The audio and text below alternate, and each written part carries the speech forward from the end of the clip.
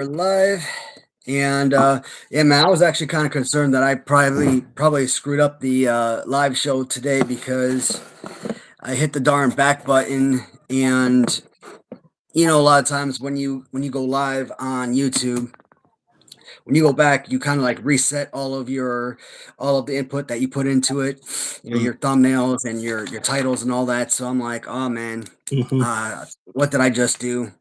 Luckily, I just go to your message and I hit the little hyperlink that I sent you, and I'm able Mhm. to enter the live stream that way. So I'm like, oh hell yeah! Yeah. So that's a good thing, man. Thought maybe also it'd be like a form submission thing where you filled out the form but you didn't hit submit and then you go back to cache or whatever and lose your Yes. form data. I don't know what the live show looks like now if the thumbnail and everything's in there, but if not, I guess It's after in the there. live show, I can just go in and I can just update, re-enter all the information afterwards. I'm pretty sure it was. Now it's showing us, but before I think I had it open early. I think it had the thumbnail. I'm pretty good. But it is day 4 of the sponsorship drive, and you know what that means. I talked about it on Saturday. Sponsored drive. Chewy. Yeah.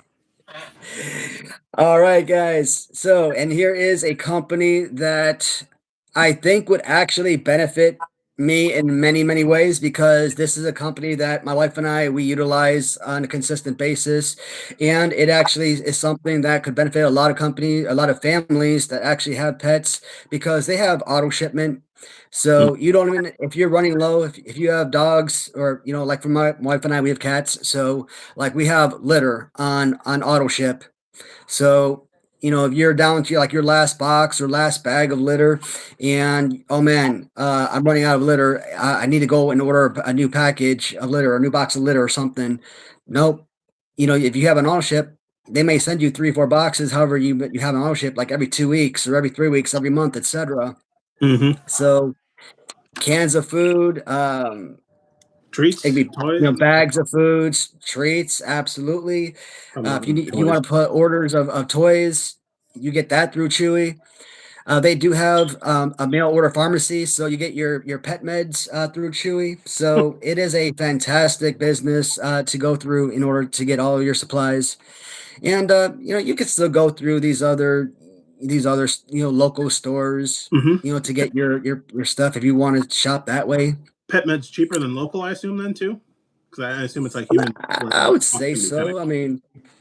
I mean, outside of going into like an actual, pet vet clinic and getting your medicine that way. But I mean, a lot of time, they just give you a script anyways, and you just send that into Chewy or call it Okay. in or whatnot. But Huh. hey, babe, you worked at Chewy. How do they take prescriptions to get your pet medicine? Email, fax, or snail mail. Snail mail. I like that. She calls it snail mail. That's still a thing. I guess it is.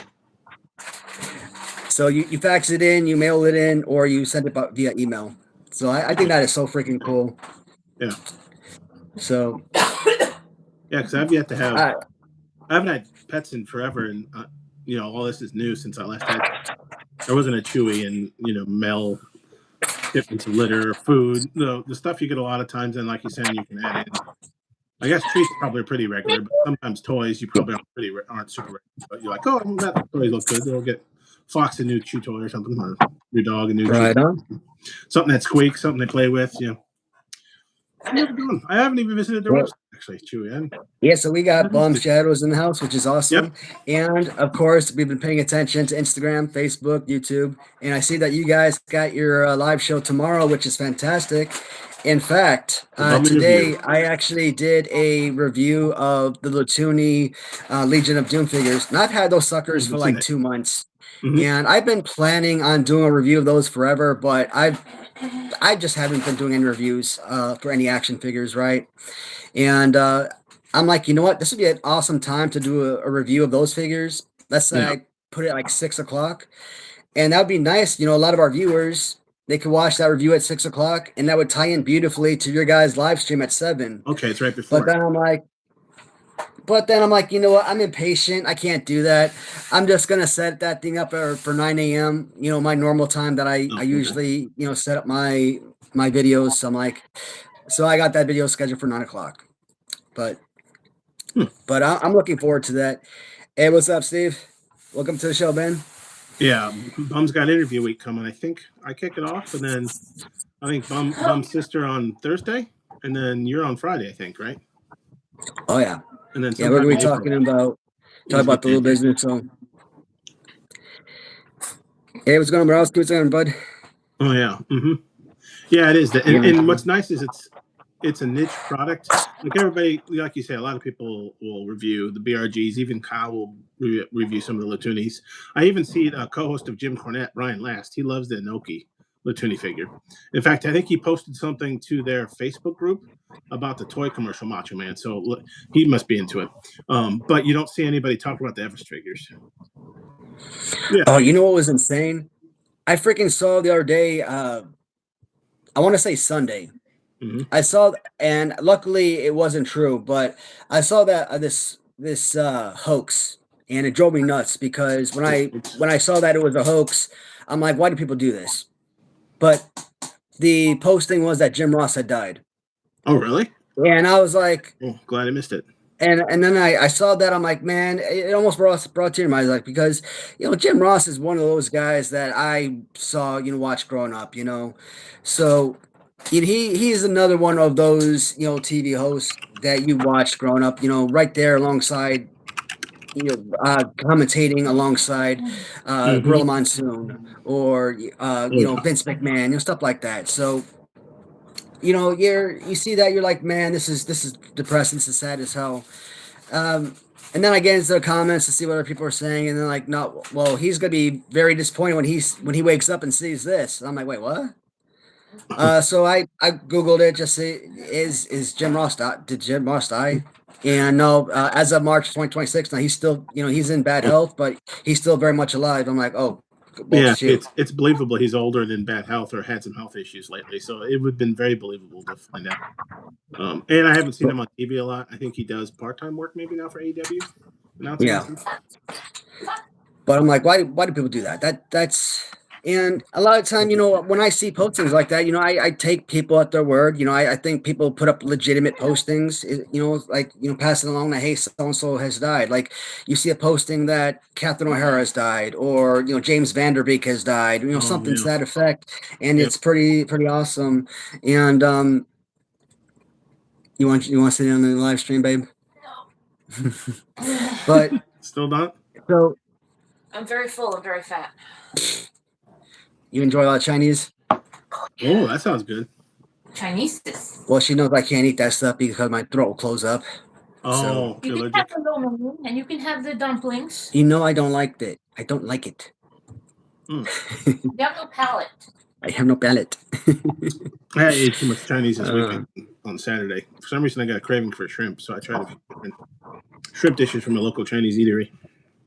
I had leftovers though, which was good. Yeah. Oh yeah, and I saw that. I saw that. That thing, that design that Bum Shadows created of you. I'm like, man, this. Oh yeah. I like this is so good. I like that. We got to start using that as kind of like a little screenshot of our live show every now and then. I'm like, that would make a good thing right there. That's awesome. We went through a few different iterations, but he needs to. Yeah, Tony Schiavone. He needs to. I assume then, Bum, you're going to do that for your sister and Waddy then this week. That'd be his thing, right? It's got to be his thing for his interview week, and then AJ maybe too. But yeah. When I think was it Saturday or Sunday? I forget when he first started playing with it, and I'm like, oh, of course. Between him and BBA, we got our AI use covered. Yeah. Were they both are AI assassins experts? Yeah. So the guy that I hired to create my website, he is going to go ahead and he is going to redesign all of my posters and card backs and everything. So we're going to completely redo all that. So. Oh wow, nice. Yeah, because a lot of the anymore you don't need a dev like myself. I'm not very creative. A lot of the website designers are more creative types, so I wouldn't be surprised if they had those skills. Yeah. So good. The AI stuff won't populate on the cards. We want it to be crisp. We want that stuff to populate, especially when you try to start printing this stuff on the cards. I'm told that it won't print wise. You want that crystal clarity, and so it has to be some kind of So I don't know if they use Photoshop or what it is, but they need to do something different. And Photoshop or so AJ, he sent me to his guy, and his guy basically told me, "Hey, I don't do anything with AI." And I'm like, "Okay, fine." So I'm like, you know what? I will go through the guy that's been building my website, see if maybe he can come up with something. So I'm supposed to pick him up tomorrow. He'll come to my house, and I'll show him all the different cards I'm looking at, and he'll get the dimensions, or I gave him the dimensions already, Yeah.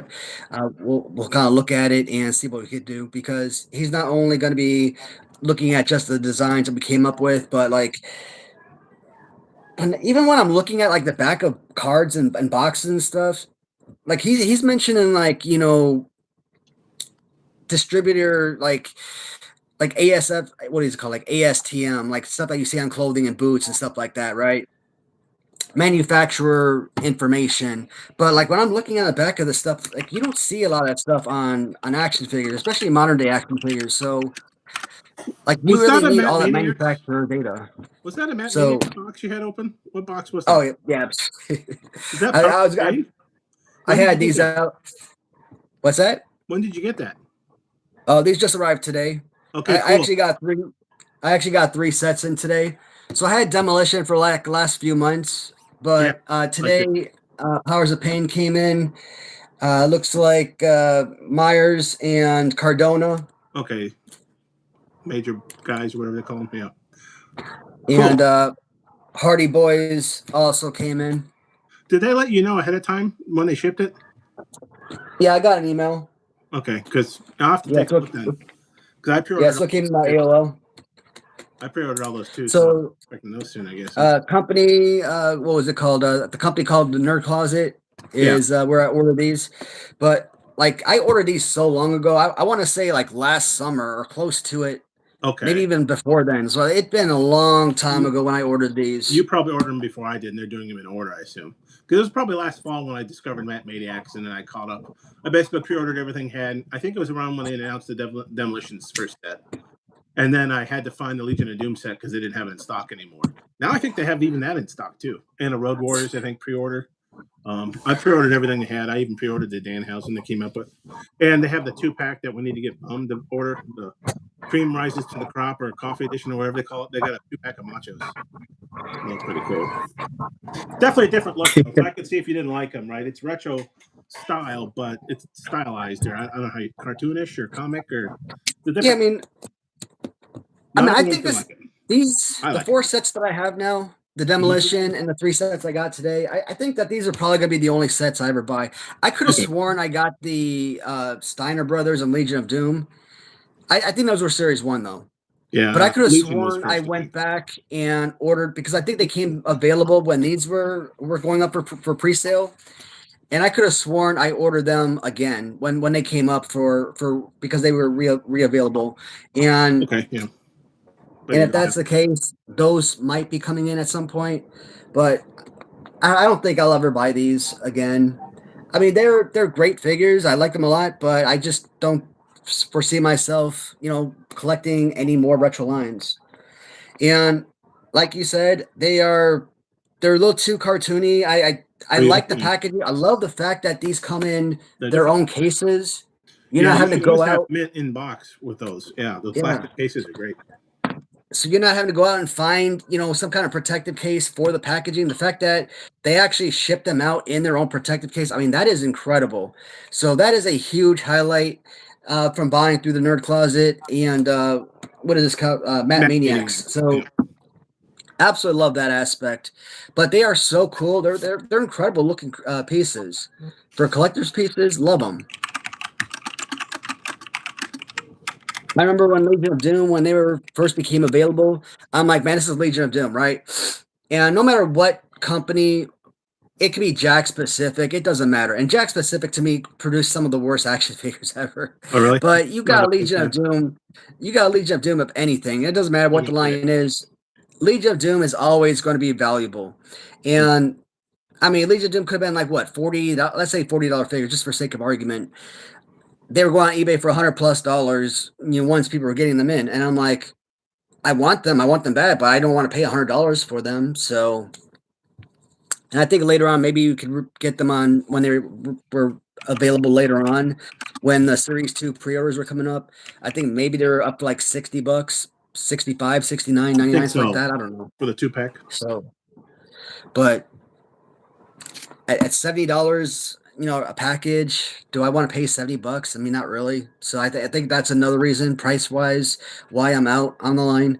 Great figures, love them a lot, but I mean, the fact that I won't open this, so I won't take them out of the package. So how do they feel in your hand? I mean, maybe that would make me feel different, and I would want to collect more of them in that Maybe. regard. But Probably not. I mean, it's a standard retro, maybe a little bulkier than some, but you can kind of tell what they look like. I opened all mine, but part of it is I'm getting it on the ground floor because I feel the same way with Matt Maniacs is Title Run Toys. I don't think they're the best retros, but I've been able to get all of them from the beginning. So you kind of like, and they're still reasonable priced. So I'm like, well, I guess I'll keep ordering them, right? I don't know if I should. It's kind of nice to have those retros. KWK, I don't have them all. Plus, I don't think they're as good as some of the other ones. So I probably will pick and choose different people or figures, maybe a wrestler that you don't see anywhere else. Yeah. But the Matt Maniacs, so far I'm in on the ground floor, so I keep ordering them. Yeah. So Mustard, like how you knock it over banks? I mean, most of the time I just put it on credit card, and I mean, once upon a time, I was Mr. Save It. Save. Like I never spent money on myself. I always saved every penny I earned. I always put it into a savings account. Always tried to use my money that I made to pay towards bills. And when I came home from Iraq, I'm like, you know what? This is after I got home from Iraq and I started selling on eBay and started making sales and start earning additional income. I'm like, you know what? I'm making some sales. I'm earning extra money. This was huge when I was, selling all my extra military gear because massive amount of military gear. All my deployments, you get all this extra stuff. I was a logistician, so I always had extra stuff that we got at the warehouse while I was working in the SSA. So while I was contracting, logistician, we always got cool guy stuff. So I always ended up with all those extra military items. Maybe I had extra boots, or I tried selling military uniforms, but it's worth a lot of money. Other than taking it to like a what do you call it, a military surplus store, I mean, you got like a brand new Army combat uniform, and they want to give you like $3 for it. Well, yeah. Think about it, a brand new uniform is like $40. It's like a pawn shop, basically, in that case, right? Yeah. Like takes advantage of veterans. Sounds like So imagine like this. I had a brand, not a brand. Well, yes, I did. I had a brand new AC uniform, brand new ACU sleeping bag, still in its original packaging. And I mean, that's like an $800 sleeping bag. When I left the Army, that's what I had with me still, because I only had to turn in my original CIF, my central issue facility. That's what CIF is. My original CIF issued sleeping bag. And so, but the one that they give you at RFI, like that's yours. Like that's not a hand receipt to you or anything. So like I had this $800 ACU still in the original packaging, right? And as a military logistician, like I know what these things are valued at, because like I cut the MROs, I work the warehouse. Like I look at the MROs, I know what the prices of these items are. And like when I left Fort Hood, I took it to a Army surplus store because I wanted to get rid of this stuff and get some money for it. I remember they tried to give me like $20 for that stuff. I'm like, man, I'm gonna punch you in the goddamn face. Offer me $20 for an $800 brand new in package, unopened sleeping bag. Get the hell out of here! Like, come on! Like, so I'm like, no, forget that. I know they have to make money, but that's pretty ridiculous. Is that what started your like eBay and reselling?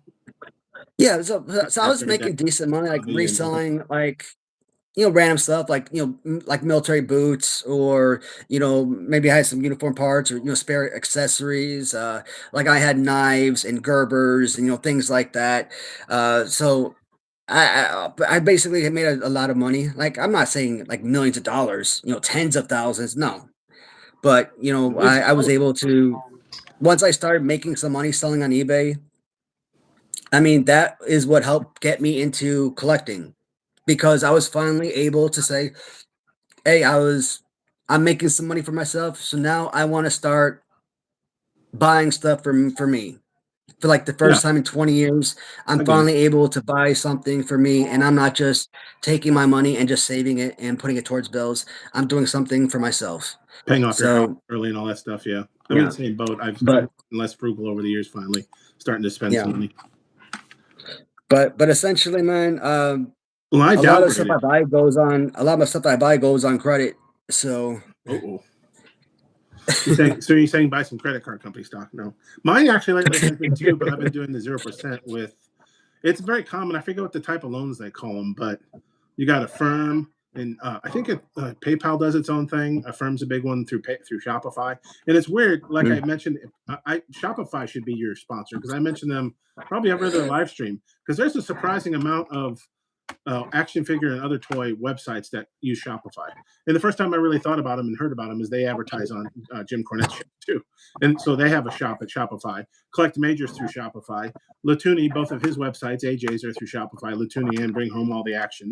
Mattel Creations is through Shopify. Mattel's a big company, and yet they use Shopify. So they have one of them. They're partnered with Affirm. All of them are. There's a Klarna. I forget what they tell them, but these are like short-term, almost loans. They're unsecured. They're like credit cards. Luckily, I have good credit, so they give me the 0% if I pay. It usually ends up being every 2 weeks or every 16 days. So I make, what was that, 4 payments, make one today. Because in fact, I just paid AJ for some. So I started a new loan. What's interesting though is I have like a lot of things tied in my credit card. So it emails me every time a credit change happens. So I'll get a ton of emails that said, hey, you got a new credit line open. Because each one counts as its own line. And then when you pay it off, in a month and a half, it closes, and then you get another one. Hey, you got a credit line closed. I'm like, yeah, okay, stop spamming me. I got it. But there's a term for these loans. I guess they're getting real popular. Usually that's a bad sign, though. That's a sign that maybe the economy's not doing so well. I'm taking advantage of them because I'm getting 0% interest, and yet each payment I'm putting on a credit card where I get 1% back. So I'm like, well, I don't care. I'll pay it off in a month and a half rather than this month. But you have to make sure. I'm fortunate I make more than I spend. So it's an easy problem for me. But you can see where you can get in trouble. I assume if I skip a payment, then they probably claw back the interest. One of those, you see most with 0%. Oh, you got 0% for 9 months on your new TV. And as soon as you miss a payment, they charge you credit, interest from the day that you bought the TV kind of thing. They're betting against you. Of course, I always beat them, but, I might be in the minority. A lot of people don't. Credit card lets you live high off the hog. But like I said, I don't have, it's just me. So me in the house, I'm still paying off my house, but I make what I spend, so that helps. And I like you out for the longest time, which is actually the best time to do it. If you can save investment early in your career, there's some various stats. Like if you only put like $100 a month in a 401k or something when you're 20, and then you stop contributing at 30, and then you compare that to somebody else who starts at 30, it's like the 30-year-old has to put in so much more money to catch up to the 20-year-old. yeah, That's right. Because of the time value of money, the compounding that happens. And I'm later in my career now, so when I look at my statements, I'm like, wow, okay, it does add up. I'm telling you, if you just buy an index fund, put it in the market, and don't look at it for a while, you can retire a millionaire. It doesn't take a lot of money. Now, admittedly, we don't know what $1 million will be worth like when you retire. Inflation does eat away at it, and that's where you start talking about, okay, if the stock market returns 10%, inflation chips away at 3%, your real return 7%, maybe less. You can get into all that kind of fun math, but So I'm just wondering, has anybody been able to figure out this riddle? Oh yeah, I missed it. I read it real quick and then I forgot about it. Where did it go? Because I'm lost. Like I've been looking at it for a few minutes, and like I don't know. I don't have an answer, but it's a good one. Good riddle. Force but no trees, and water but no fish. I don't think I saw anyone respond yet to Nobody Trusted. That's a good one. It's a good one. I'm never very good at riddles. Wow. $25,000 toy collection? Yeah, I wonder how much. Hey Tony, what's happening, bud? I have to think on that. I'd rather have the Kelvin's choices back. Even the hard ones were easier, right? This movie or that movie, this song or that song. How cities, but no how. Oh man, 25,000. Yeah, I have not insured it. Do you have enough? I should. Yeah, because luckily I always think, insurance riders and stuff, like, was it like personal collectibles, or usually I think of, jewelry and stuff that's small but worth a lot of money. I'm like, well, I don't have any jewelry. And TVs aren't worth anything anymore. Even computers aren't worth that much. So I'm like, well, I don't really ever need anything. But maybe you do if you have enough or some rare pieces. I don't. That's a good question. Anything rare and expensive that could get damaged or walk away in a robbery or something. Absolutely. Or you have to just be ready to miss it if something damages, a tornado takes out your house, burglar steals it. That's a good question. I wonder if Kyle Peterson, he's got so many figures. I wonder if he does something like that, or any of the other collectors. Fig Heel, a lot of those folks that you can see. I think I wonder what they do. I think they would be smarter than me, and they probably would have. I mean that makes on the writer. sense to me, but. Mm-hmm. But I have it, but I really should get on that one day because god dang. Just ask your agent, your home insurance. I mean, I had that flood in my basement. Like, what was it, January of 23? I want to say. Oh, okay. So, and that's kind of like why my room had to be rearranged. And I mean, I'm not glad about the flood. I mean, obviously, because that was expensive as hell. But I mean, I do like the way that I rearranged my room because what happened? I ended up putting up those shelves, and it allowed me to display all the loose LJNs on one side of that wall, and then I ended up moving all those other shelves on the other side of the wall and put up those, individual wooden shelves and laid out my custom wall. So now you have all the loose individual custom LJNs. So did you lose anything? I wouldn't have done that if. Yeah, right. Yeah, allowed you to reconfigure some stuff, maybe, and get stuff off the floor. So next time, if it happens again, it won't get damaged. That's what I always worry about. So like something like this. I mean, near that storage area, I couldn't have something like this, carded stuff on the floor. No, like I did before. So did anything get damaged then when it happened? Did you lose anything? I mean, because it came up through the storage room and it's got the little crates. So it came up through the grates in the storage room and like a floor it drain? flooded the storage room and it came into the basement. So I mean the basement's obviously carpeted, so the carpet was ruined for a good section as it kind of like V-shaped outward, and so it did ruin, I guess, the bottom of the shelves, like the stand-up shelves, the 5-tier shelves, but I mean that's just the bottom. It didn't really affect the stuff that was on the shelves. So that's why I'm worried about. Because this year I had this. Of course, you don't have a sump hole, do you? Where you invite the water into your basement and then pump it out with a sump pump. If you're no, we don't have a sump. We don't have a sump pump. And I have a partially finished basement, so I'm always worried. So far, it hasn't. But the sump pump, I mean, I was down there because we got a tremendous amount of rain last week, and then even yesterday or Sunday. And so I was down there, and it sounds like somebody's pouring water into the hole. That's how much water it's collecting. And I'm like, oh my gosh, is this going to fail? I've got a backup, water powered sump, but it keeps me on edge. I got the 2 sumps, I got a generator, I got the coverage on my insurance, and it hasn't happened yet, but I'm always curious when it happens to someone. But in your case, it came up through the floor drains, it sounds like. So it was probably more of a neighborhood issue. Did you guys get like a 100-year rain or snow that melted or something when it happened? You remember? I don't think so, but when they did end up having to dig up our backyard. So in the backyard, when you kind of go down our driveway and turn behind our house, behind the garage, there's like this little area where we park our cars because we don't use our garage for parking. I use that for like my gym and storage and stuff, right? So well now I do because I kind of had to expand, but. The concrete they had to like dig 6 feet down because they had to get to the pipes that were out there. So they had to tear up the pipes, replace the piping. Apparently there was like trees and roots and stuff growing inside the piping. That's what caused it. And that's what happened. It got clogged up. So the water got backfilled. Okay, because they even have coverage. I think most places do it because I added that rider a couple years ago to mine. That's just all about having a conversation with your home insurance agent. Even though I could probably self-insure, the rider was cheap enough that I'm like, well, I can either self-insure, and then if it happens once in the next 20 or 30 years, I'll pay for it. It wasn't much, so I'm like, well, I'll add it just in case. I don't really have the trees, but any kind of water, either supply, I think, or drainage line is covered.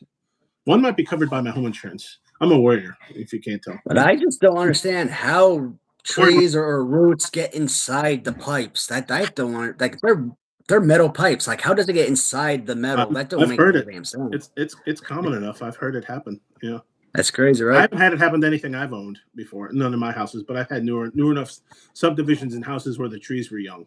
And like even in this house, it's a new enough subdivision that my trees are still pretty young. So I don't think the roots are in there, but I am going to do a drainage project this year, I think, to help get rid of the water. Because like after that rain on Sunday, it was pretty bad.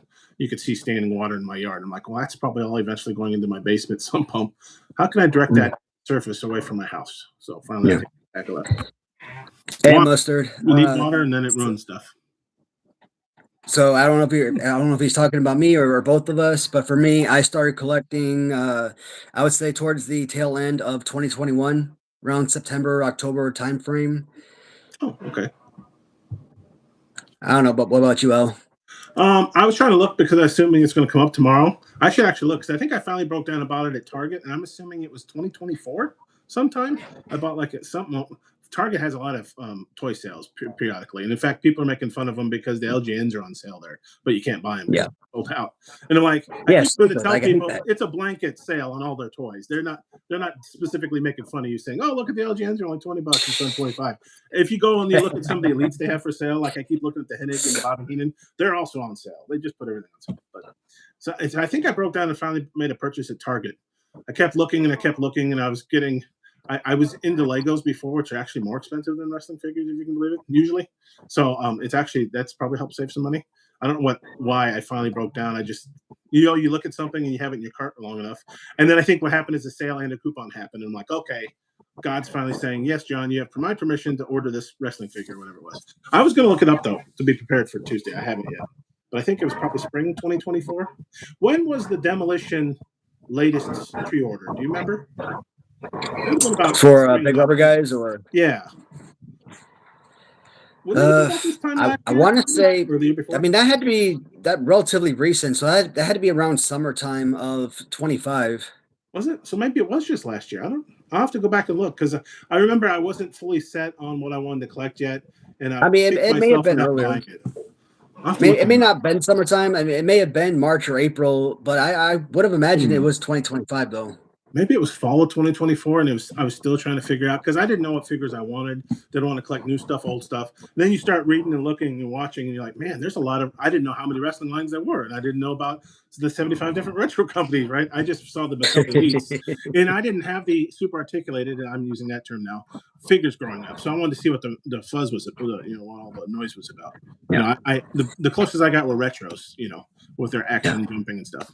So I wanted to see what the noise was about. And it's ironic; those were the first ones I bought, and those are probably the least ones I want to collect. I just don't go for it.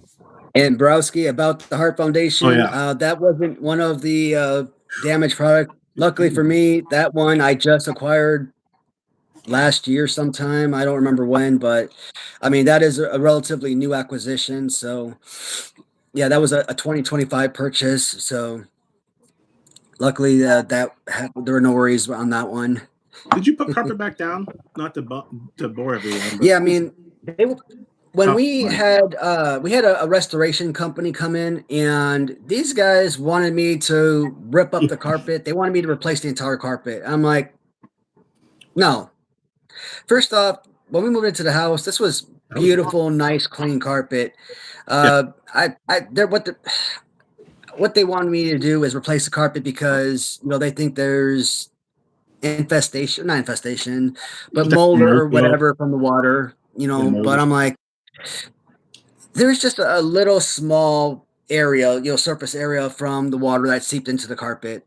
Okay. They come in, they put out all these, they bring in like 6 humidifiers, and they put them in different areas, and they over the course of like 4 days, they run them like 24 hours a day, and they dry out the carpet, and that was fine. They dry out the carpet. Yeah, I mean, there's no need to change out the carpet. Plus, let's say I wanted to replace the carpet, that means I would have had to pull out every single item out of my basement, every cabinet, every shelf, every bit of furniture. I'm like, oh hell no.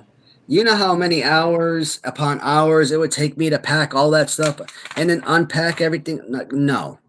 Like I would know. Bring it upstairs and find room to put it in a room for temporary. I mean, upstairs, garage, or something like that. Yeah. Just no way in hell. That just wasn't happening. Mm-hmm. And that, like I said, that's beautiful, clean, nice carpet. Why would I want to replace that and have to put down more carpet and have to pay another? I mean, how much is carpet? A few $1,000s So Depending on how, you know. to carpet that basement, And was probably insurance, what's that? were you covered by your insurance? Would they have paid for it?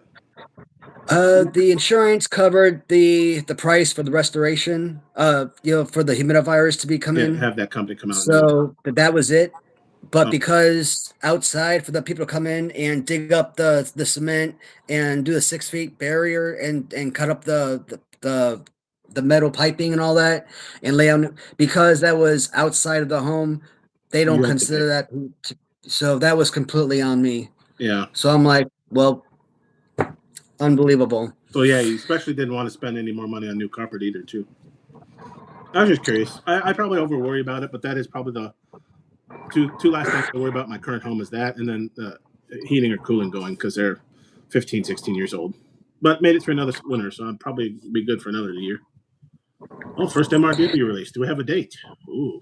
Borowski, right now we're looking at, so I just paid for the Bastion Booger and the double figure that just paid for over the weekend. I think on Saturday, if I'm not mistaken, Friday or Saturday. So I would love for Bastion Booger to be the first thing released because Bastion Booger, legitimate wrestler, right? So, and with the holdup of the card designs and everything, that's taken up a process. So it may be a while. Like I keep thinking it's going to be a few more months, but at this stage, I have no idea. I mean, it sucks, but you look at like mature, established, like Major.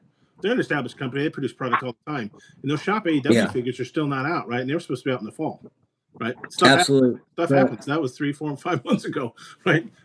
As you can see by you starting your company and me hearing it, a lot of stuff happens some days. But at least we got 2 more figures, in the molding process, so that's good. If you can get the Booger out and delivered, you could probably do pre-order. I always think if you can deliver one in hand, people will probably be more likely to pre-order, right? And wouldn't blink an eye, right? I don't even think about pre-ordering anymore because I'm ordering from companies that deliver, right? I'm not ordering from I'm ordering from Grapplers and Gimmicks and Title Run Toys and Collect Major. So once they know, but right now they probably don't know you from Adam, so your first figure in pre-order might be a tougher sell, but your second, third, and fourth. Have you thought about putting a price tag on yours? This might be lame, but you know how was it Grapplers and Gimmicks? Easy for me to say. Grapplers and Gimmicks that puts like an old style KB toy or something like that, a price tag, or is that maybe that's Figure Collections? I was wondering. I think that's the thing that does that. With the Devil figure, if you could put like the price being like your soul or something like that, like you have to sell your soul. Yeah. To the devil.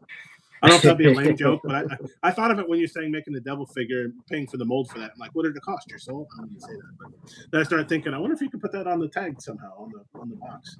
But that's not, you're not that kind of line, so you probably don't want to. But yeah, if you had a kid's version of the devil figure, is that a thing? Absolutely. It's exciting. You just wish it was tomorrow, right? Oh yeah, I'm gonna get a ship. I mean, you even see like when AJ gives you updates. It's like, oh, it's finally in the warehouse. You're like, oh, great, it'll be any time now. It could still be a couple weeks, right? Oh, it's finally cleared customs. Oh, it'll be any time now. It could still be a couple months. You know, it's like, well, it takes a while to get these freaking things in, doesn't it? And then one day you get something show up on your desk. You're like, oh, what's the Powers of Pain Matt Maniacs? It's my, Matuni, whatever the heck. Yeah, and I completely forgot about these 3 sets. Like I knew I'd ordered something. I just didn't remember when I ordered them or what I even ordered. And when I got that email, like, hey, from Nerd Closet, your order is on the way. And I think this was probably, I don't know, let's see, today's Monday. So this had to be probably Wednesday or Thursday, maybe, when I got that email. Okay. So it had to be relatively recent when I got the email that, hey, it was on the way. And I'm like, oh, fantastic. Did you order the Road Warriors? You didn't order the Road Warriors, did you? Because the Steiners and Legion of Doom, I think, were Series 1. Yeah. And I know I definitely missed those because I didn't even know that Matt Maniacs was a thing when those figures came out. I think you can still get them if you really wanted to. Steiners, I definitely can, I think, from their website. And I think they finally released, I don't know if they made some more, but when I first got into them, the one set I really would have wanted was Legion of Doom, and I found them at another site for the same price. So I'm like, oh, okay. But then I pre-ordered, I think I got that set in the Road Warriors, I think they're coming out with. I forget if it was that one or something else. If you ordered it early enough, you got a free something. I don't know. Free cookie. I don't know what it was. That was in the fall sometime. Wife wants me to let you know that we are snowing. Is it like actual snow outside or inside your house? No, it's been snowing all day. Well, it Oh, really? started like rainstorming last night, Yeah. we got and the same this thing. morning it started snow. Not like crazy snow, like it's not like up to your knees or anything, but it's been sprinkling, and now you can actually see white on the ground, which is pretty cool. Okay. But like it's March, like just last week it was in the 70s. It was. So what the heck? What is wrong with this state? Why did it go from 70 degrees for like 2 weeks straight to all of a sudden snowing? Yeah, we were in What the the same heck? boat because we were worried. Luckily, we didn't get any major issues, but one of the cells that developed, like I think it ended up being an EF3 tornado that hit northern Illinois, started outside of my town. Luckily, it started here, but we didn't see anything. I think it formed a funnel about half an hour north of here, and then it kept going. In fact, I think it stayed on the ground all the way into Indiana. It reminded me of I think it was an early 1900s tri-state that started in Missouri, went through Illinois, and went into Indiana. Yeah, it's fun times. It's spring in the Midwest, I guess. We got snow too. In fact, I think we got blizzard conditions because we got so much. Not a lot of snow, but not a lot of snow, but a lot of wind. So they were worried about blowing snow, but I don't think here in my town we didn't get enough snow to really blow it. We could have, I guess. We missed it. Yeah, Mustard. I haven't asked them to advertise for me, but That's a good idea. maybe I could. I mean, because there's really no product right now, and I don't have references. Like if a company has released a product, they can get out and say, "Hey, check this product out," Okay. and there's references. People can check out a product and they can see an item. But right now, I have no product, so it would be really hard for me to like go to anybody right now and be like, "Hey, can you start advertising for this product?" And right now, I don't have a set release date. I don't have any inventory. I don't have any product to actually advertise to anybody. So I haven't reached out to anybody about I mean, having them advertise on my behalf. it's true, for but you that might as well at least particular reason. ask because, like Mustard's saying, they could announce the deal, and you've got some, the things that you've advertised look really cool. They could also share the same card art that you've shared, right? The AI generated Yeah. stuff. That'd be pretty cool. They say, yeah, coming to the MRW hopefully this year. You just say, hey, maybe later this year. That might be enough to have them announce it for you. Yeah, I can send them a message. That's a good idea, though. I can couldn't send an hurt. email to. Yeah, I think Mustard's got a good idea. Worst case, they can say, well, come back to us when you have a product, like you're saying. Like, okay, then I'm kind of curious now. I'm actually looking at my Target website because I'm pretty sure it was Target that got me into. Well, it must have been. Yeah, it must have been March 2025. What was that? When I first got my first package of wrestling figures, because I had a bunch on sale. And I think what really put me over the edge is there's a Elite Bret Hitman Hart with belt. And then the Ultimate Dusty Rhodes, and they're having a sale because I didn't know that Ultimates were. I was even reading like, do I want Elites? Do I want Ultimates? Do I want what's the cheaper one? Main Event, right? Because I didn't know anything. I was just learning. So I've only been collecting for about a year now. It looks like that makes Cool. sense. But it was early enough that I think the Demolition pre-order was about that time, and I wasn't sure. I just started picking up a few BRGs because I remembered having LJNs were the first wrestling figures I got as a kid. And so I picked up a few on eBay. In fact, from that wrestling collector shop, I think it was, kind of a jerk on eBay that might be going out of business in like Texas, I think. But they got definitely. I think he already has gone, but I think every once in a while I'll see him for sale stuff. And I'm like, no, I probably shouldn't try again. I didn't have a problem, but I feel like if I made one more order, I might. But I think he had one of the limited edition of like a collector shop special. Was it the blue trunks Bulldogs or the white trunks or something? And I think that's what I got. I picked up a few from him, even like Ethan Page and crap like that, because I didn't know. Right, I was collecting whatever was affordable and trying to see what I liked. Right. So that's only been a year. How about that? Yeah, but that.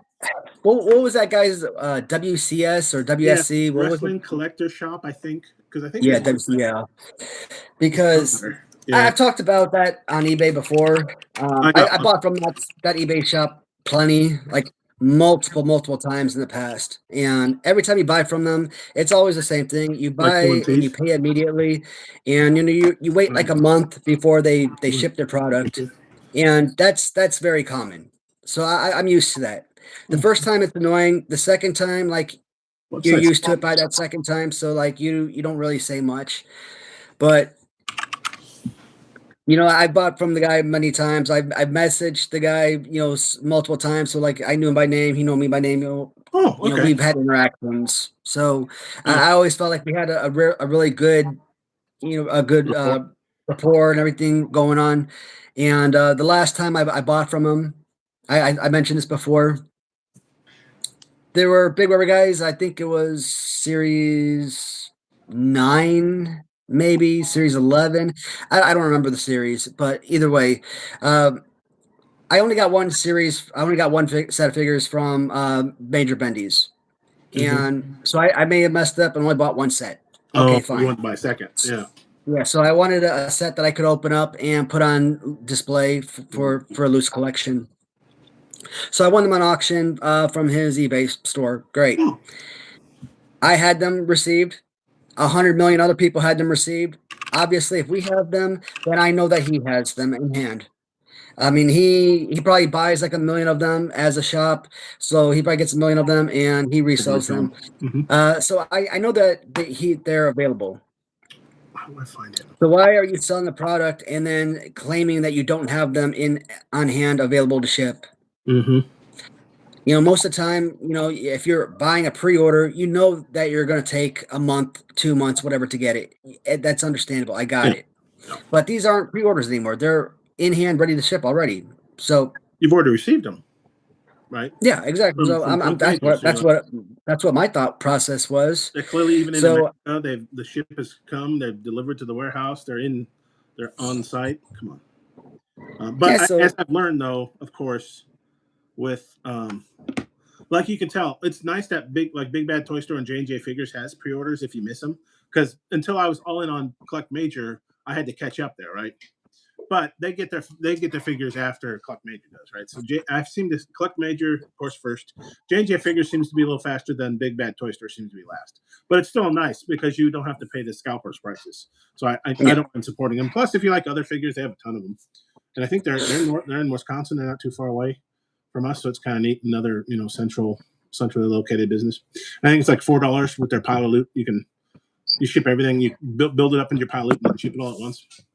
They got some nice things. It's just kind of messed up that 3 weeks later, there's no updates, no tracker, no messages saying, hey, we're gonna be late moving this, nothing. So I reached out to him one day. I'm like, hey, whatever the hell his name was, I forgot what his name is after this. Yeah, I was trying to look it up. I think his name was. I think his name was no, it wasn't Travis. I think it was with the T. Travis does sound familiar though, but I don't know him that close. I'm just even trying to think of his company because his website still works. I don't know if he's still selling on eBay, but his website's still up.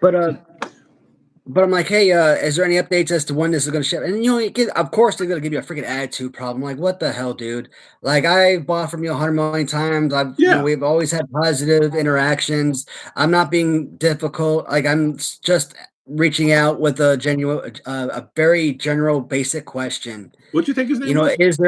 Is there an update as to when this is going to ship out? It's been 3 weeks since I paid for this. I paid immediately. Is there an update as to when this is going to ship? Yeah. I wasn't being difficult. Like, literally, that's all I asked.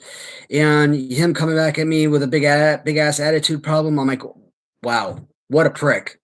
So, like, I hate that. Like, it is not difficult to be a freaking human being and talk to people like a darn human, Yeah. I'm not saying you got to be there and kiss people's ass, but come on, like, talk to them like a darn adult. Instead of making everything an argument and making everything a fight. I hate that. So he is kind of late though. You get used on eBay. Most eBay shippers or buyers or sellers I've ever bought from, they ship pretty quickly, the next day or two. You notice when it takes them 3 days to ship, you're kind of like, well, okay. But I think both 2 of the 3 times I ordered from him, it always took like a week or two, which I guess apparently is fast for him. I just thought it was like, oh, that sucks, but at least I'll get it eventually. But so luckily I didn't have 3 weeks, a month. I've heard of worse, like 2-3 months. And then he treats you like a jerk. You're like, well, okay, no wonder his business is failing. mean, not everyone's cut out to run a business. I know I don't want to. I'm too lazy for that noise. But like, is it that he got so many orders you just can't get them out? And just say sorry, we had a rush on orders. You know, like you said, be a human. Yeah. I'll put Oh, it crazy. in the mail tomorrow, and you'll get it. Oh, you know what's crazy though? I mentioned this. The best new figure of 2026, not coming from me this year. What? It's coming from freaking Latuni, man. No, it's coming from you, isn't it? Which one? The toy No. commercial, or is there another one that you can't tell us? Yeah, the Macho Man toy commercial, man. That's got to be the hottest new item of 2026. Did you order one? I ordered a couple, and I think it should be arriving by the end of this year. And he's already according to AJ, he shipped out like 300 in like the last week. So that is a hot commodity. Mine's coming, I think, Friday, so it might be soon. I want to see Fig Heels 2026 review 10 best figures of the year, and I swear to God, if that son of a gun ain't on that list, my God. Do you see some people already poking fun at it? Like, well, Macho is, what did they say? Oh, it should have been blue because the commercial was purple or whatever. Like, come on, grow up. Like, really? You're going to nitpick that? I'm glad I ordered two so I can keep one on mock because I think he's selling out. I got an email, I think, today that he's down to 100. Yeah.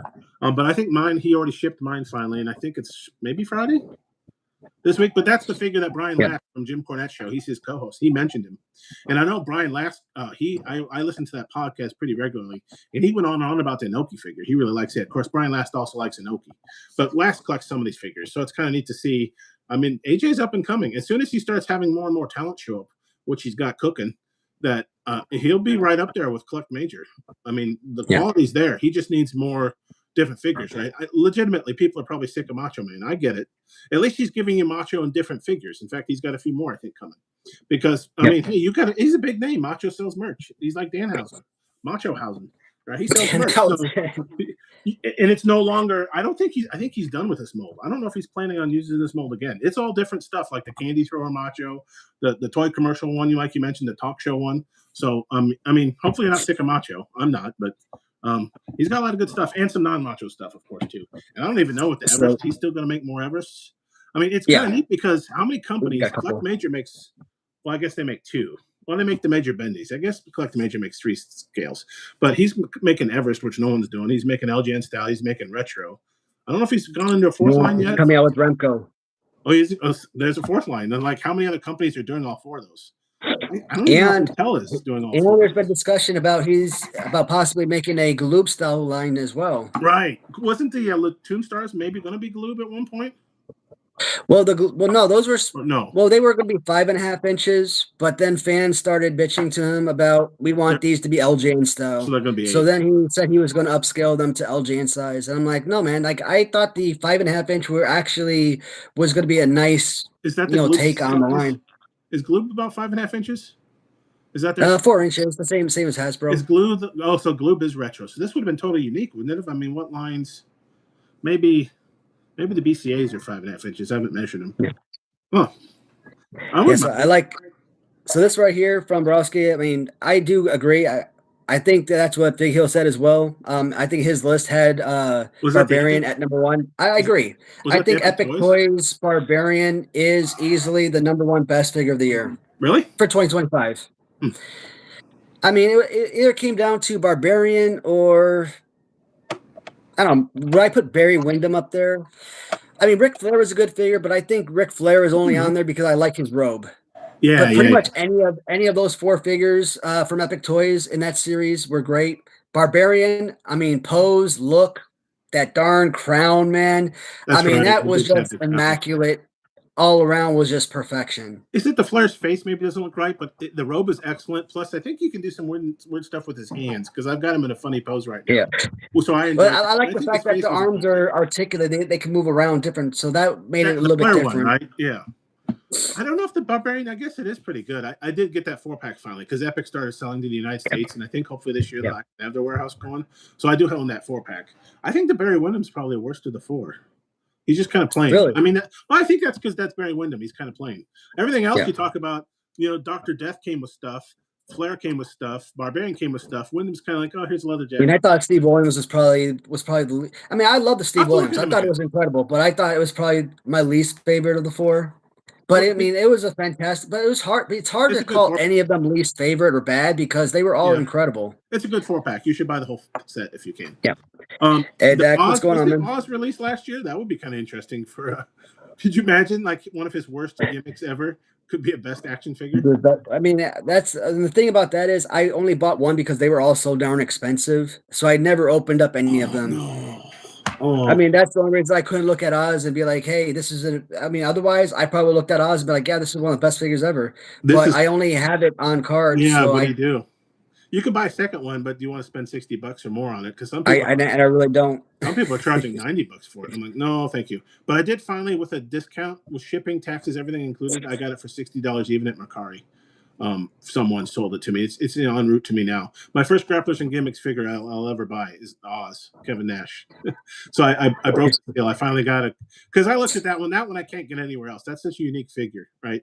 It's a pretty deep cut, I guess, right? A lot of people might not realize because maybe you were probably not watching WCW. They were kind of floundering at that time, and you probably forgot. Kevin Nash has been through a few gimmicks that were kind of, but I didn't want to buy. I think he's doing it smart. You can't get the Oz by himself, but you can get the 3-pack, the 2 Diesel looking ones and Oz. And I'm like, I don't need another Diesel. I don't want to spend. It's like $160 for the 3-pack. Like, I don't want the 2 other ones. I just want the Oz one, right? Because I've already got the Mattel Creation. I think it's actually an NWO Nash is good enough for me. I don't need the other 2. I need to draw a line somewhere. I got LGNs to buy, But so I finally kept looking and looking and looking, and finally Mercari had a coupon. And this dealer, I think the person sold it to me for like $58 new. I'm like, oh, that's pretty good. And then with the coupon, it paid for taxes and shipping, so it was about $58. I'm like, well, that's not bad because the sticker is $60, right? If you go to Grapplers and Gimmicks, even if it's in stock, it's $60. So I'm like, oh, I'm paying the in stock price, and I don't have to wait. I don't know if he's going to make any more. I don't know if he will or won't. I keep looking at that USA Macho now, but it's $60 too. I'm like, that will look good underneath my BRG Macho.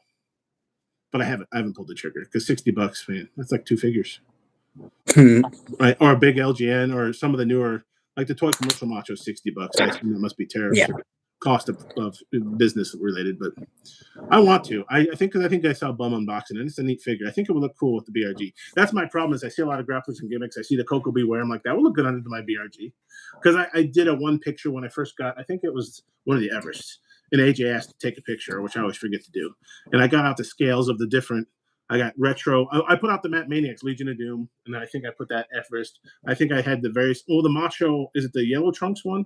The SummerSlam one? I think that's the SummerSlam one, or the Mega Powers one.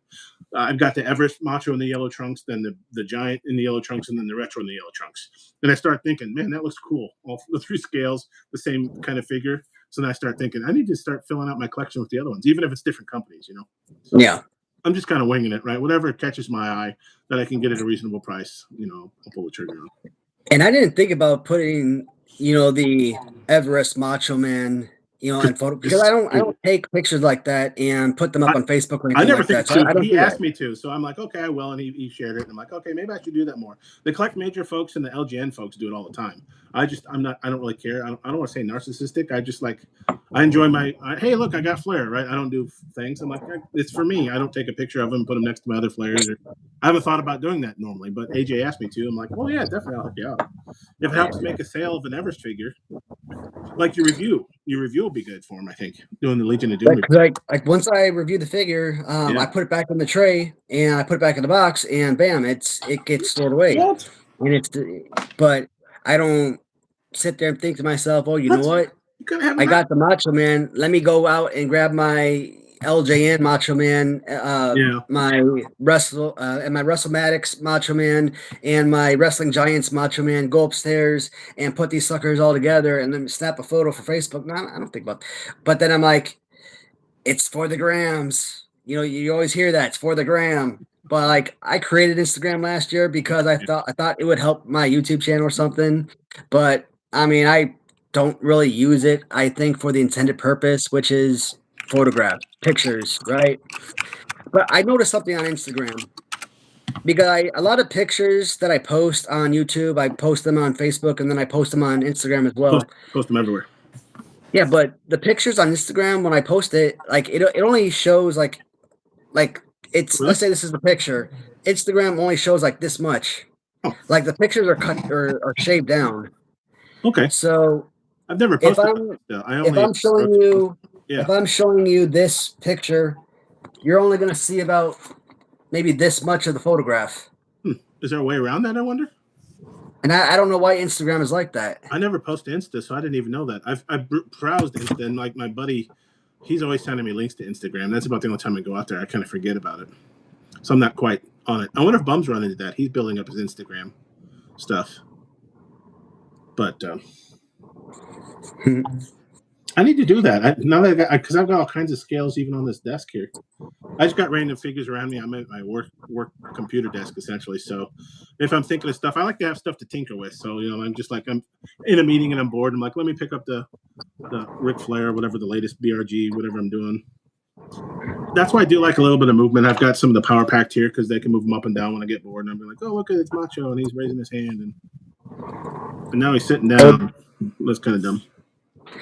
Hey Dax, the shop that you have, is it like a Kokomo Toys or something like that? Because, speaking of which, Is that a good place? I mean, Kokomo Toys, I bought from them a lot on eBay, but they're not too far from us because I think the Beach they're Boys in sang Ohio. about them once, didn't they? The Beach Boys sang about Coconut. But there's a That's a reference. I want to say Amazon, but I could be wrong. So there's a Amazon series talking about all these different toy stores, and Oh, Kokomo Toys is on Amazon. They have their own episode, Oh. and it's like this massive store in Really? Ohio. And I think there's actually a Kokomo, Ohio, or something like that. And why are you going to visit Kokomo, Ohio, other than to go to Kokomo Toys because it's like this big, huge toy store, Where are they at? vintage toy store. Remember? Finally, a second reason to visit Ohio. First reason, the NFL Hall of Fame's in Canton, Ohio, but I'm just kidding. Kidding, Ohio. It's definitely to avoid Ohio State. If Ohio, no, I'm just kidding. So they're called Rainbow. Rainbow. Huh? You ever heard of that? I'm gonna see if I can find that. That I think it's Amazon Prime. I'm gonna see if I can find that Video? that show, and maybe Rainbow has their own episode on there. But they're big enough to have an episode, but small enough that they only have like one or two locations, kind of thing. These places. Well, I think Kokomo only has one location. Okay, but, yeah, it's exactly right. But it's a big location, but it's just one. But it's a huge store to the point where they literally had their own episode on there you go. on the network, which I thought was incredible. Dak's gonna go record for us and report. Do you have a channel? You'd be like Kyle Peterson going to toy hunt, a fig hunt. Do they have figures? You haven't answered that question yet. That's more important. I'm asking for a friend if they have any. Yeah, I don't want to. It's hard enough keeping up with figures. I keep thinking about other figures that aren't wrestling. I'm trying to limit myself, but then I haven't branched out to wrestling paraphernalia outside of figures, and I don't really want to because figures is so big. You know what I mean? It's hard. It's hard saying no to all the figures that are out there. I'm like, I don't know. How do you know what I mean? You got to have fun and buy some stuff. And actually, I got to admit, I think part of yes, minifigures. Do you have a website? But I think half the fun sometimes is finding the figure, though. Like, I'll get it in my mind that I've got to have the Oz figure from Graphics and Gimmicks. And then you search and you look and you want to get the right price. And that's half the fun, right? And then you get it and you're like, oh, great, I got that figure. Let's look for the next figure. You know what I mean? I wouldn't toss it over your shoulder. You want to set it down nicely somewhere. You get my point, right? After a while, you're kind of like, I think I got all the enjoyment out of it when I made the purchase. Did I? I hope not. Sometimes. Oh, dude. Right as it's on my head right now. Off topic. I don't see anything on your head, just from here. But more than mine. I don't have as much. This is what I was WBC. Ooh. This is what I was complaining about. Oh. And this is why I said we should not have our superstars in the WBC. Oh, Suzuki, yeah. How bad is he hurt? Like, what the? This is why. I read Cubs Reddit, and they were all crying and complaining about him getting hurt. I'm like, uh-oh. I mean, to me, the WBC is nothing more than a fancy, glorified spring training. And I know all of these players are coming from all these other countries, and they are playing their ass off like it's the Olympics. But I'm sorry, but if you are an American player, Bryce Harper is absolutely correct. The World Baseball Classic is not the Olympics. Yeah. We are going to be serious about this. We are going to take it. We're going to play hard, but we are not going to treat it like it's the Olympics. It's not as important to us as the Olympics. So Yep. There's Like no it's neat reason because the for. United States are in the final two or whatever. But if they weren't, I'd be like, yeah, okay. At the expense But of like a cub getting hurt or whatever, I don't want to see it. I'd rather the United States lose than somebody get hurt. Like Japan, they lost and he got hurt for crying out loud, right? and Japanese players are some of the most hardworking, talented players on the planet. I mean, it could be a pickup game in some random park, a group of friends playing, and they're going to play their hardest. So him getting injured, sliding into second base, trying to steal a base, or whatnot. I mean, I'm not surprised by that one, not one bit. That says Suzuki being a hardworking competitor, but I don't want to see that. I don't want to see Pete Crow Armstrong and No. Alex Bregman and Suzuki, all these guys playing, or Valencia closing out. I think he's what is he playing for? I think he's playing for damn it, Valenzuela. Why am I getting tongue tied? Venezuela, because Valencia and Venezuela are close in pronunciation. So I I'm just like, saw this deal though. I wonder how he might not be that badly hurt because it doesn't look like it should. He slid head first even, and he hurt his right knee. no, I but think he went like feet first, but no, I he went think head he first. hurt his knee or something. I only just saw it now. That's the only reason I know. I literally wanted to look it up because I saw Cubs Red. He slid head first, so I'm like, okay. Oh, did he? You worry about hand injuries, but no. Apparently, he hurt like his right knee. They're waiting an MRI, so we still don't know. Well, I know that he hurt his leg, so I thought he went leg first. That's what I assumed too, but they just showed him head first, and now he's limping off. I'm like, I wonder how he hurt. If he banged his knee or something, maybe he'll be okay. We still got a couple weeks. He's a second baseman. And that's just sliding into. I have nightmares of. Remember when it was the championship year? Schwarber in the outfield. They banged me, right? And that put him out until the World Series. I don't think he made it back until game one. Yeah. Well, if it guarantees a World Series victory, maybe Suzuki sacrificed to the altar. I don't know that it will, but it's a nice trade if it worked out again. You imagine if it worked out again, trade an outfielder for the year and then he comes back and hits the cover off the ball in the World Series. Well, technically, when Schwarber came back, he was our DH, and Suzuki's going to be our DH, so which maybe is now a legal position all year, so he could come back sooner even. Right? Actually, shoot, he could come back anytime he's ready. No, because I think Suzuki actually is going to be our starting right fielder. Because I think Ballesteros is going to be our starting DH. Yeah, Suzuki's probably better in the field, isn't he? Well, maybe not right now, depending on how hurt he is. No, I think Ballesteros is going to be our DH. I think Suzuki is going to be our starting right fielder. Because who else do we have for the outfield? Matt Shaw. I mean, he's not going to play third base because Bregman is going to be your third baseman. How's he been doing? I think I heard that they say he's actually been playing pretty good defense. I don't know how his offense is going. Shaw's been playing the outfield here. That's great use of spring training, right? Have him test the outfield. I mean, that's how I think Happ worked on it, right? Because he was an infielder too when he got called up. Well, I mean Schwarber was a catcher, wasn't he? When he got called up, he learned the outfield. And I hate that Kyle Schwarber, a catcher, didn't ever catch for the Cubs. I hate that Ian Happ, a second baseman, never plays second base for the Cubs. I'm like, why would you draft these guys at these positions if you're never going to use them at their position that you draft them at? Yeah, that drives me nuts. Because you draft them ahead of time. I don't know if Happ was going to be a surefire like a Chris Bryant, so maybe they draft him. And then by the time he developed his hitting, they're like, well, we don't need the second baseman or whatever at the time, so learn outfield. What is going on here? I'm trying to get the video back. It's being goofy. But it's funny though. I'm curious when they drafted Schwarber if the same thing happened. Maybe they had because then they also have who's the young catcher that finally went to the Cardinals a couple years ago. Contreras. Yeah. So I think maybe they were just filled with catchers and like, hey, Schwarber, can you play something else? Because we want your bat in the majors, right? Stuff like that happens. You kind of have to pivot. I just thought because they didn't think he was a good catcher, like good defensively. That could be too. I don't remember if he was. Wasn't a good pitch framer or some crap. He definitely had what kind of crap is pitch framing? People's obsessed with pitch framing. Contreras wasn't either, though. He had to learn it. What's interesting is that skill might go away because now don't they have like a review system now for balls and strikes?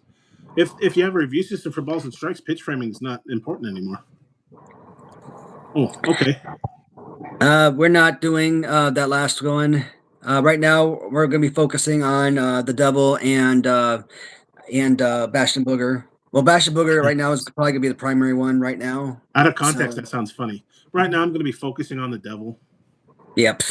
Oh, the figure. What did you think I meant? Oh, I just want to get really in tune with my spirituality. Praise the Dark Lord, Satan. It does sound funny out of context, though. I'm gonna work on me. I'm gonna focus on me and my relationship with the devil. Is that what a devil worshiper does? I don't even know. So, devil before Peter. You think Peter B will be probably a series 2? You think? Is that forming shape a bit? Series 1. But No series. No. It's no chance. What? I'm saying it's No no chance? tomorrow. Yeah, well, because I've got on my iPad, it just Alexa popped up on Tuesday. There's a chance of snow. I'm like, no. So maybe I'll get some more of that white stuff. It was tornadoes. Literally a week ago, it was tornadoes. When is baseball season? When is that? Like April? Or no? There's a baseball begins at what? End of March? Now anymore, usually it's like the last week of March. Let's see. Now it's all I want to talk about World Baseball Classic. Baseball schedule released. Okay, what's the first game? March 25th, Wednesday, with a standalone opening night matchup between the Giants and Yankees. Cool. NFL usually what they do is they have the Super Bowl champion play somewhere, but I guess baseball doesn't care. That's interesting. So yeah, about the last week of March. I don't know if I'm ready yet. I haven't been paying attention to spring training enough. And Mustard, the last one at this stage. I don't know if you see what's happening. I honestly have no idea anymore. I don't know how to answer that because I don't know. In all honesty, 100%, I don't know. I can't answer that because I'm at a loss. But I'll keep you guys updated as much as I can. But right now, the focus is the big boy right now, and I want to go with my primary guy, which is Bastion. So Boogers and BBA and the devil, and you got to get your bum in there somewhere. Oh yeah. We're not forgetting about Bum. He's the key force. So right now we're focusing on the main 4 guys. I think at least series 1 you have plenty. Oh yeah, you always got to keep going though, don't you? Because then series 2 it's like, okay, now what do you get? I mean, I was thinking about expanding series 1, but we don't know how series 1 is going to do.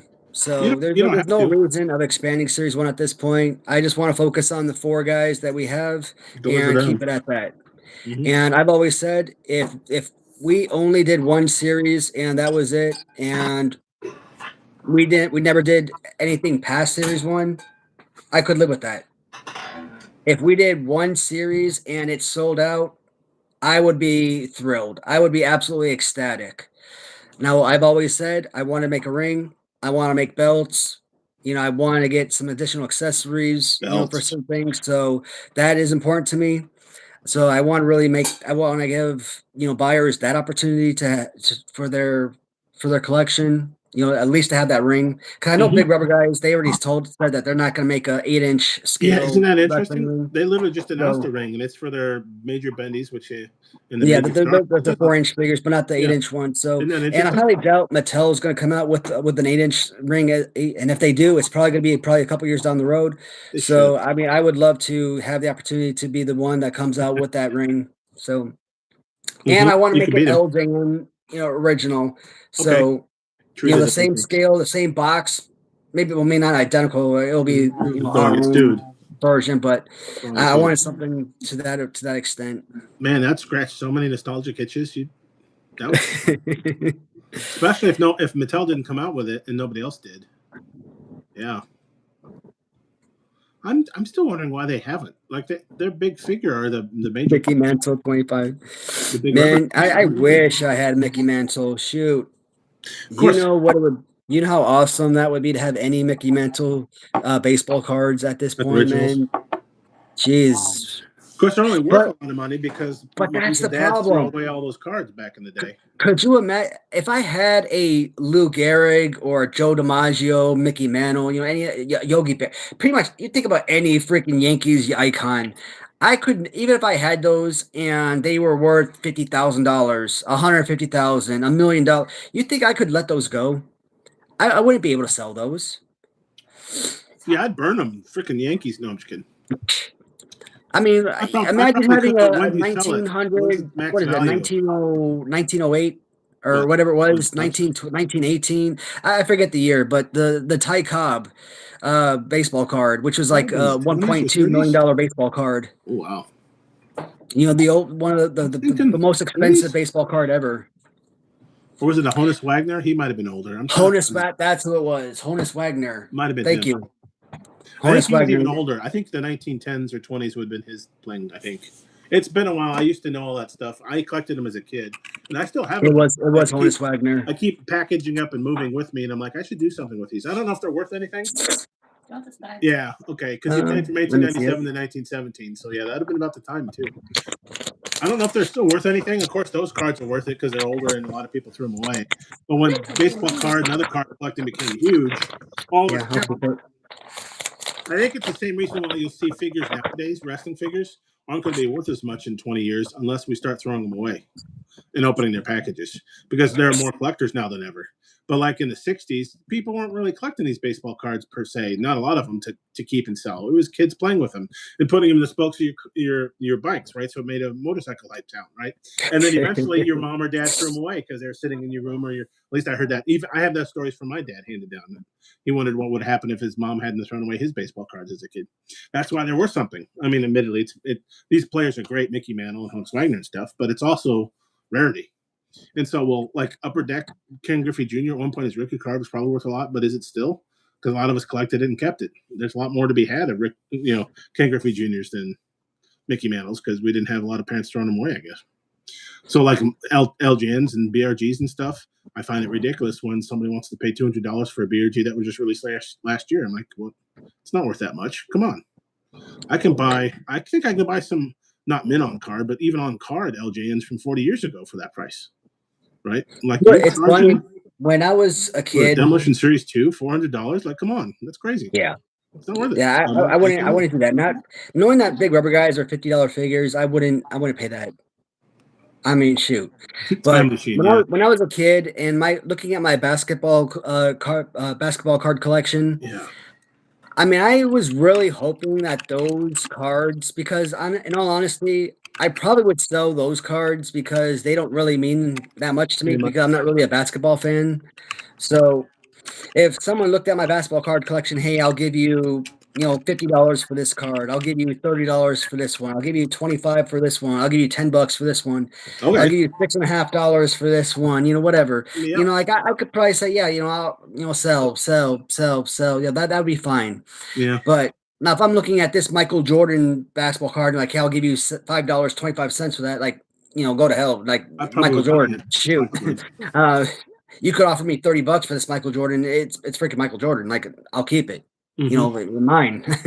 But like I was really hoping by this stage of my life, like I was really hoping that those basketball cards, from 30 years ago would be worth a whole lot of money. You still got them?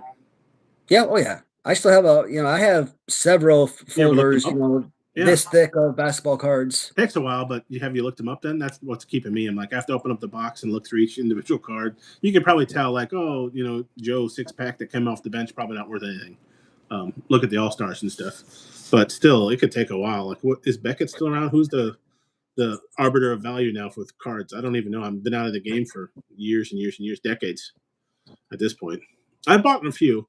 I actually bought some cards last year because it's the 100th anniversary of the Blackhawks, and Upper Deck, I think it was Upper Deck, came out with a set. I'm like, oh, okay, I'll buy the 100th deck. Right? It only happens once, just for giggles. Not to sell, but just to have.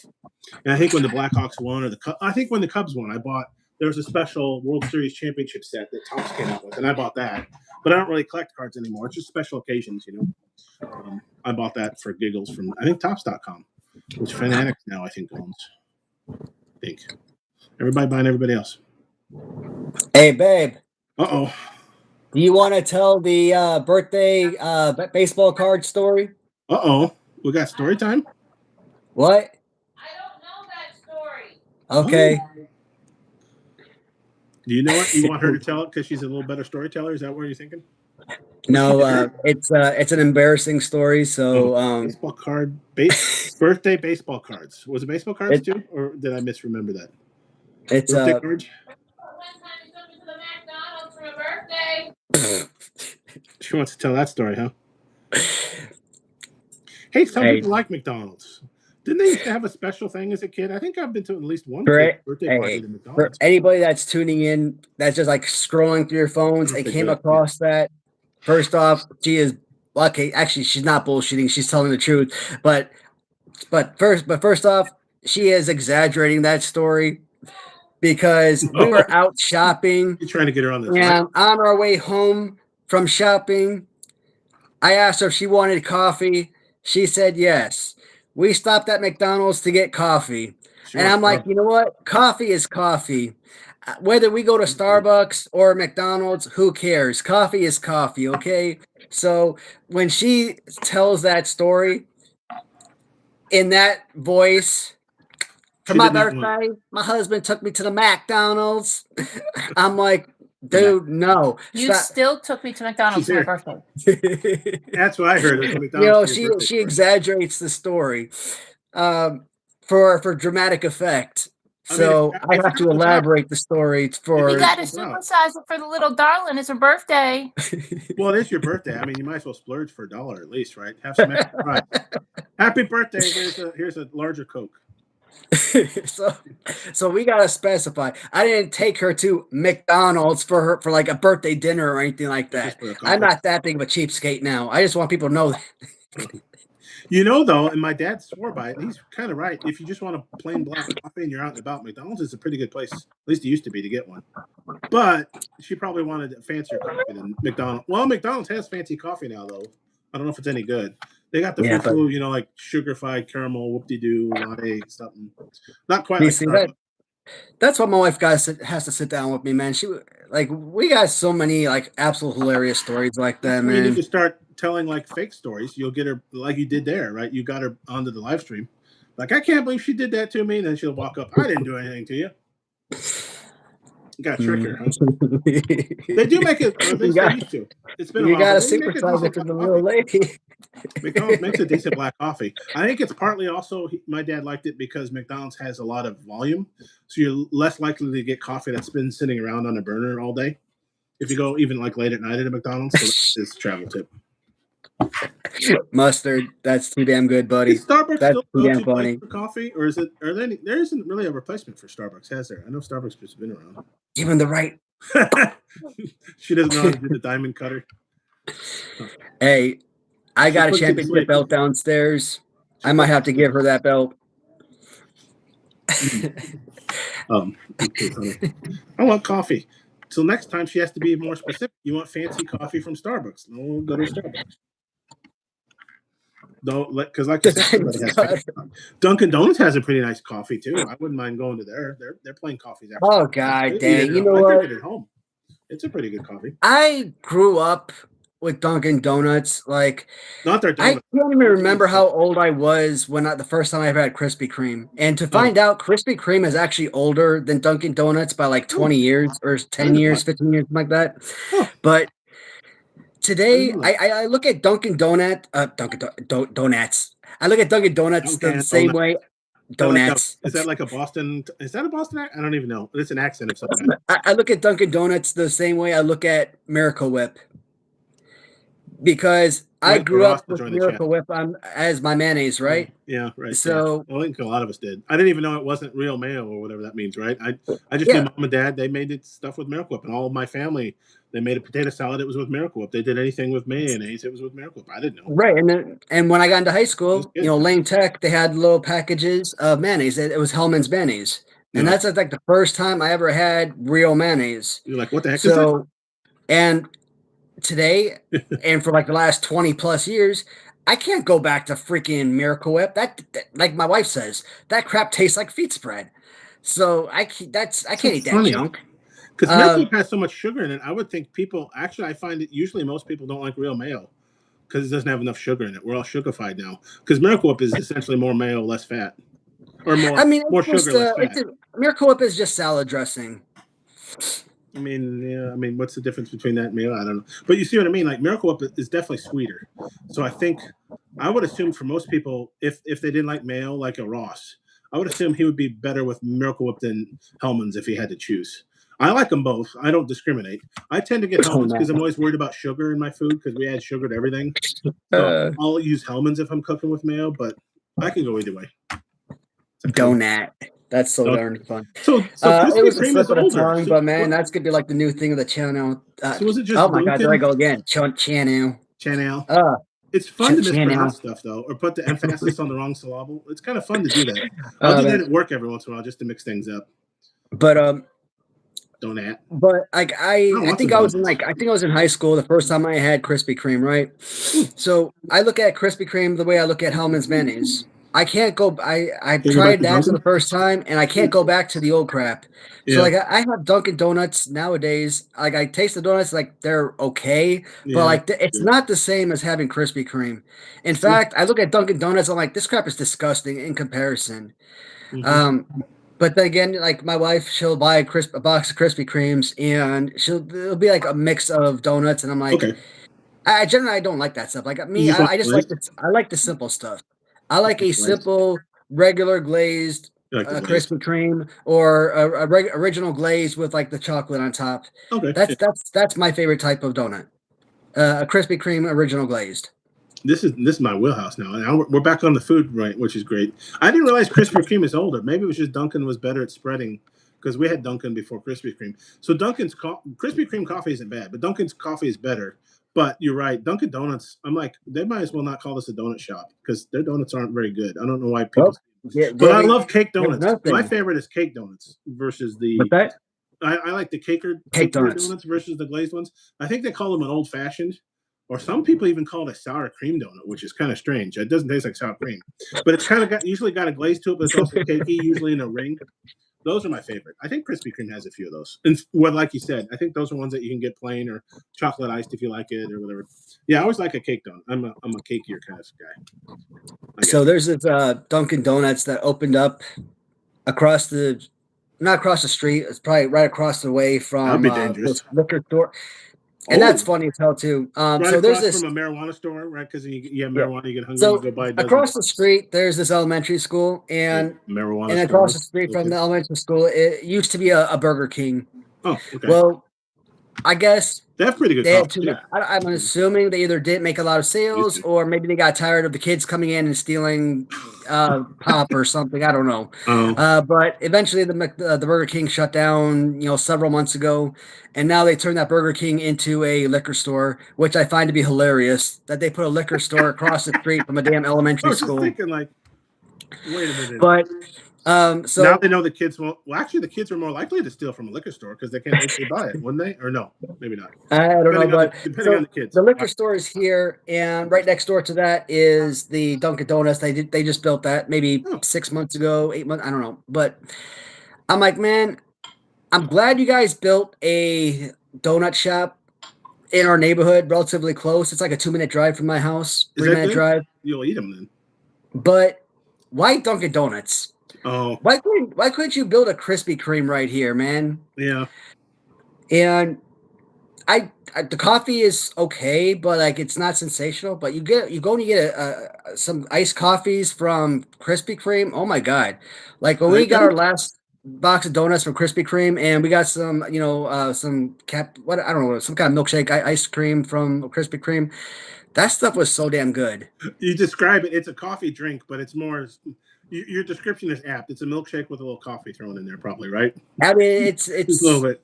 I'm having a little nice coffee, but it's got like a lot of creamer in it. It tastes more like a milkshake than a nice coffee, but it's a nice coffee. I don't think I've been to Krispy Kreme in so long. I didn't even know they did the foo fancy coffees. Anymore. But I'm like Krispy Kreme just does everything better. So I think what happened though is Krispy Kreme overbuilt. So they pulled back a bit because I see a lot more Dunkins around here. But what's interesting is I haven't been to a Dunkin' in years, but I used to get donuts because my aunt loved them and she'd come visit me and my dad and stuff. And we'd have like a Sunday coffee and donut kind of thing. And she liked Dunkin' and it was down the street. So I'd go and get them. But every time I was in line at Dunkin', I was the only one buying donuts. That line went out to the street. Everyone in front and behind me, I would pay attention. We're buying drinks only. Nobody else was buying donuts but me. And I'm like, is this still a donut shop? Maybe it isn't because they do have a lot of fancy foo-foo coffee. And like I say, I like their coffee. But I just drink it black at home. I just get the beans are actually pretty good. I don't know if it's the same thing they ship to the restaurants, but the beans at home actually taste pretty good. It's a decent black coffee. No flavor in the other, because a lot of times I'll get like right now I've got a vanilla hazelnut flavored one that I get from Sam's Club. I don't even know the company. It's some offbeat brand I never heard of, but it's actually pretty good too. So they flavor the beans, so I get a little flavor. But normally for black coffees go, a whole bean Dunkin' Donuts, just their plain brand, is actually very good at home. I enjoy it. I just finished a bag, I think last week or the week before. Their donuts, though, yeah, I haven't liked them in years. I think at one point they had a good breakfast sandwich, though, but I think it's kind of pricey. But most places I've been to have a decent breakfast sandwich. I love breakfast sandwiches, either at home or on the road. McDonald's, you can't go wrong, and breakfast burritos too. It was a game changer when my nephew told me Sonic. I don't know if I talked about it here. Sonic had breakfast burritos all day. I was like, "Oh, you should not have told me that," because that's the problem. Is most of the places now they do breakfast. I think for a minute McDonald's hemmed and hawed about having breakfast all day, but then maybe that was too hard on them. So now it's 10:30 or whatever the cutoff is, and the same with a Taco Bell. And around me, not all the Taco Bells have breakfast at all. Let alone the ones that do. It's only till like 10 o'clock or something. But apparently all day has breakfast burritos, and they're actually pretty tasty. I could have breakfast all day, actually. Breakfast burritos, breakfast sandwiches. Go to Denny's and just get a Grand Slam or whatever they still call them. Go to IHOP and get an omelet and a pancake. I could do that all day. So now they're just plain Dunkin'. That's so Well, lame. I mean, that makes sense because, like you said, neither you or I like donuts. Clearly, I'm a fan. Yeah, I like donuts. they're not just donuts. I would not order donuts. They have for them. breakfast and they have coffees and a bunch of other But stuff. it Yeah, kind of goes I to got the it. point. Well, they want to be known as not donuts because their donuts, frankly, aren't very good. That would be the last thing I would probably buy from a Dunkin'. I'd buy some of their foo coffees, regular coffees, and breakfast sandwich, whatever, before I'd buy their donuts. Michael Douglas wanted breakfast. Did I miss that? Michael Douglas wanted breakfast a few minutes too late. I don't get the reference. I'm missing the reference. Whammy burger. Whammy burger.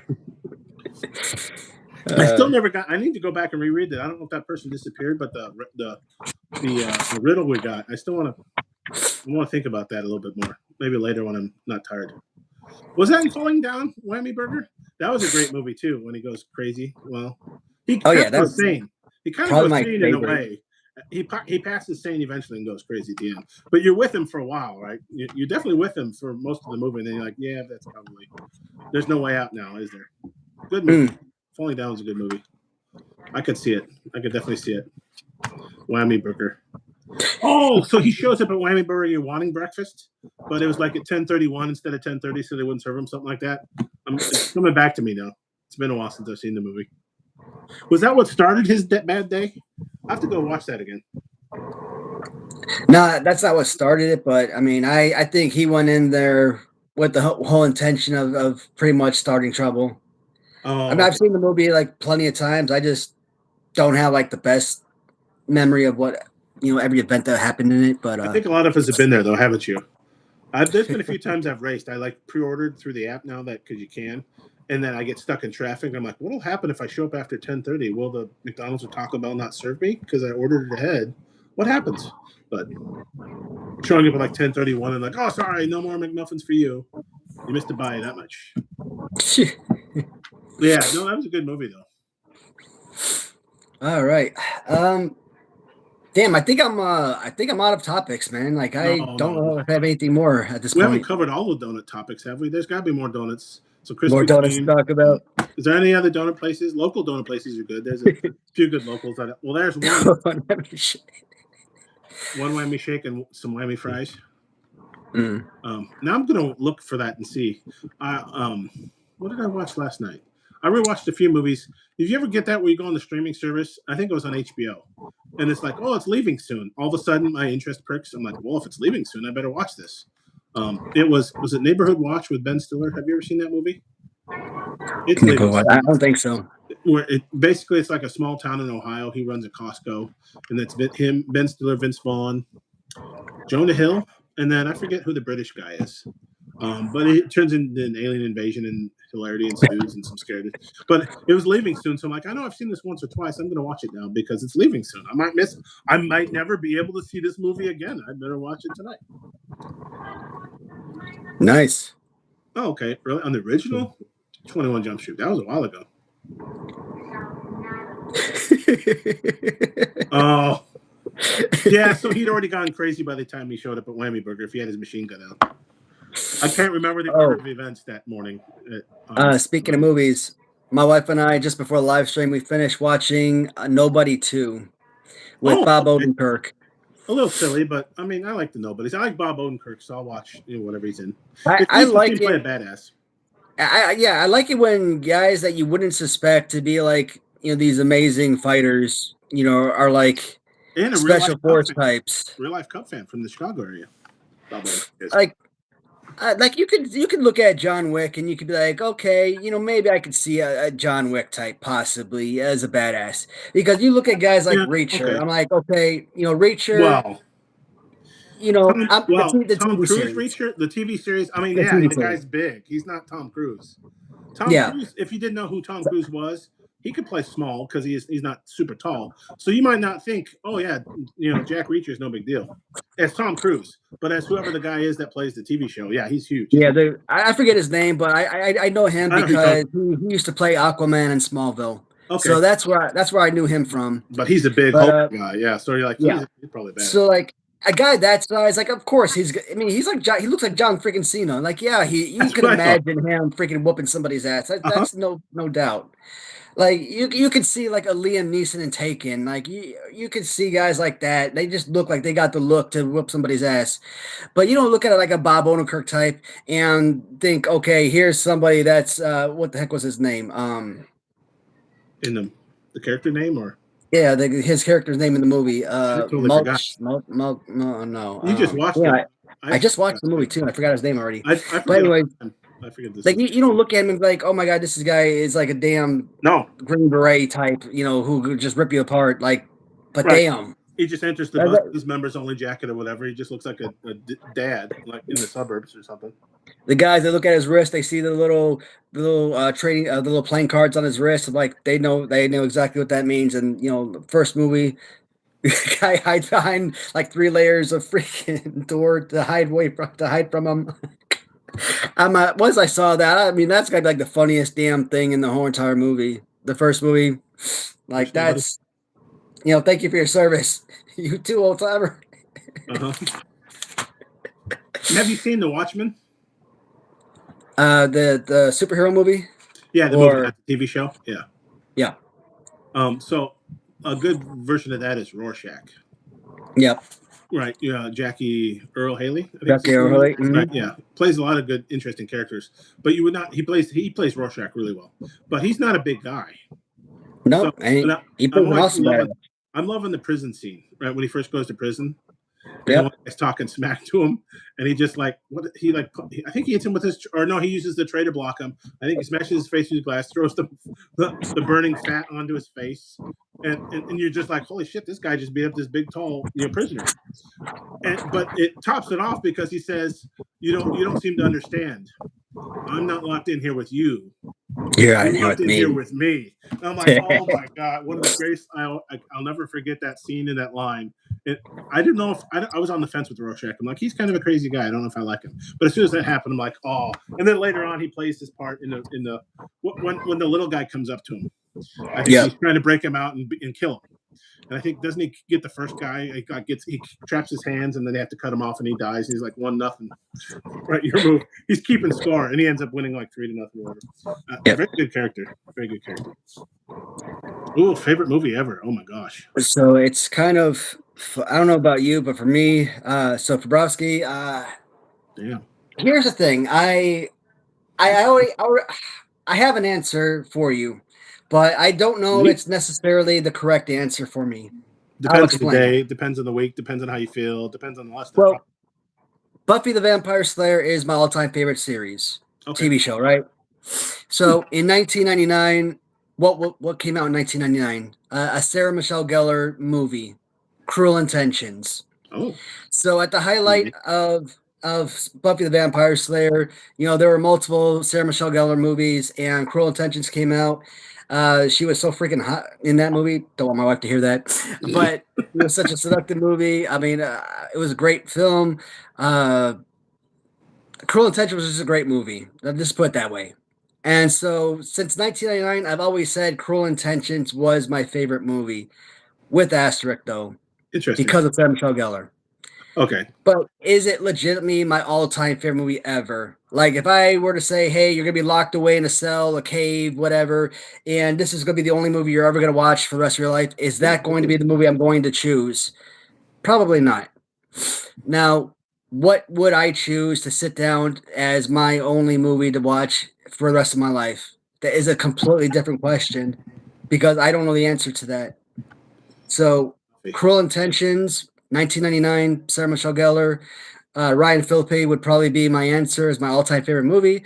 But is it the right answer? I don't know.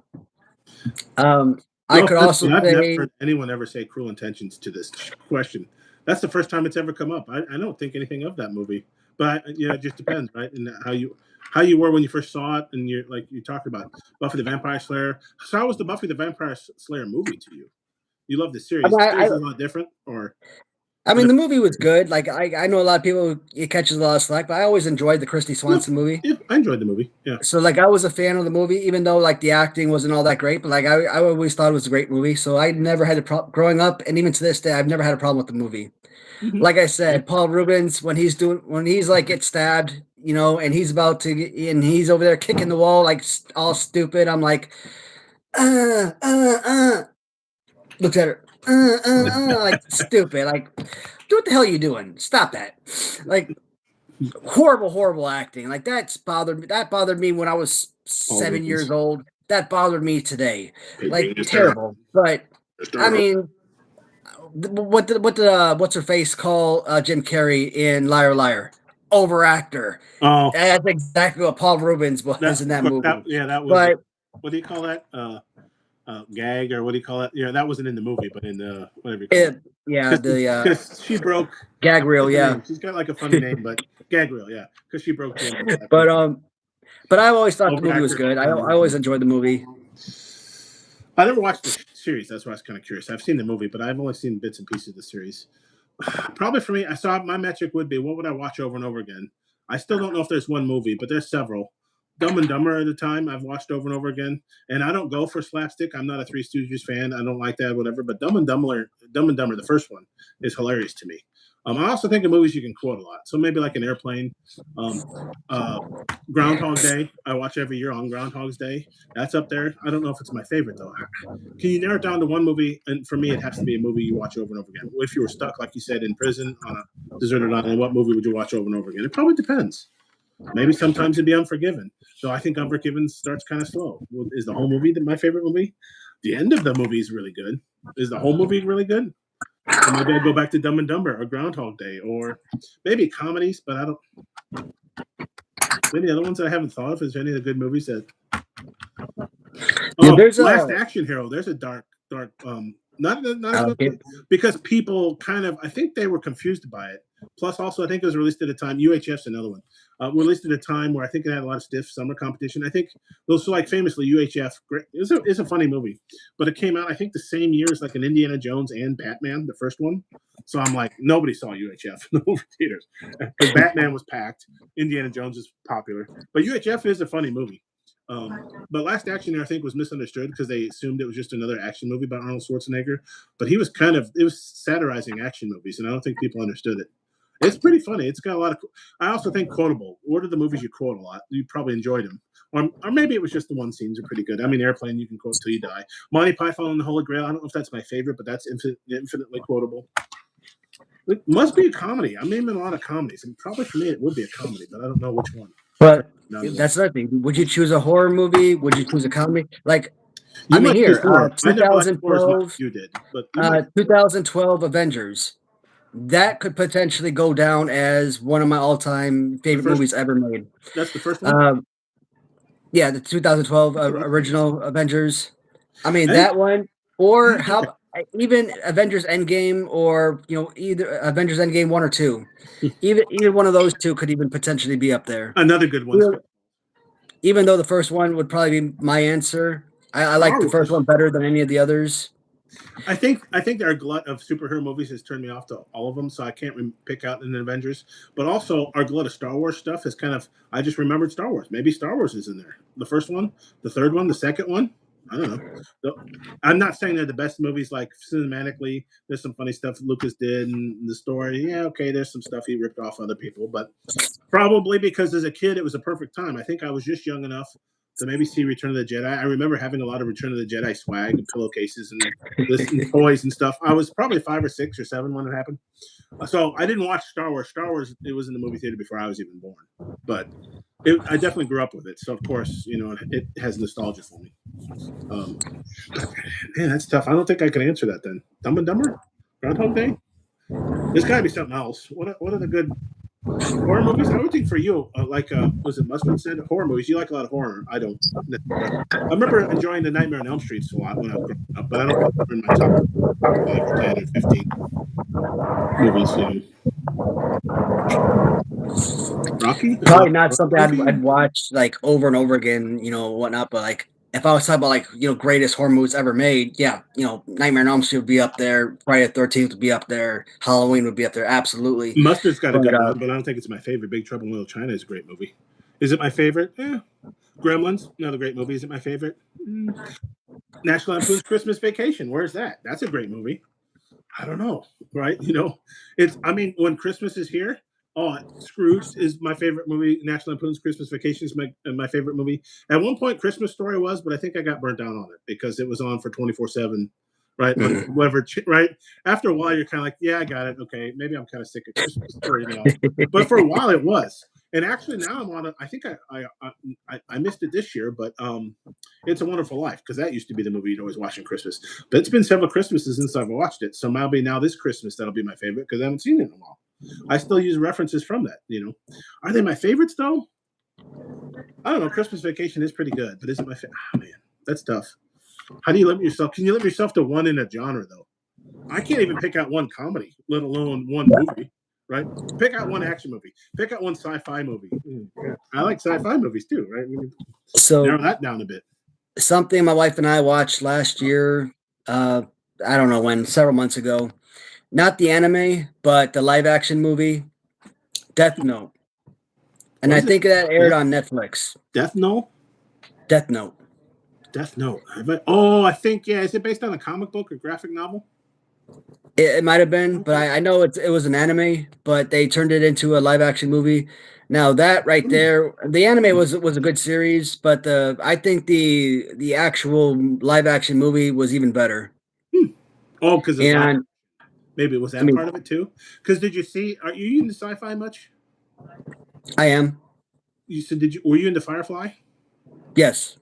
So did you see Serenity? Yes, Serenity could be on that list. Absolutely. Oh, it's a movie, but I'm saying Firefly. They announced it's coming back, but is animated. Yeah, I saw that. My wife showed me that. Yes. I don't know. But that's a good point. I think Serenity could be on that list for one of the best movies ever.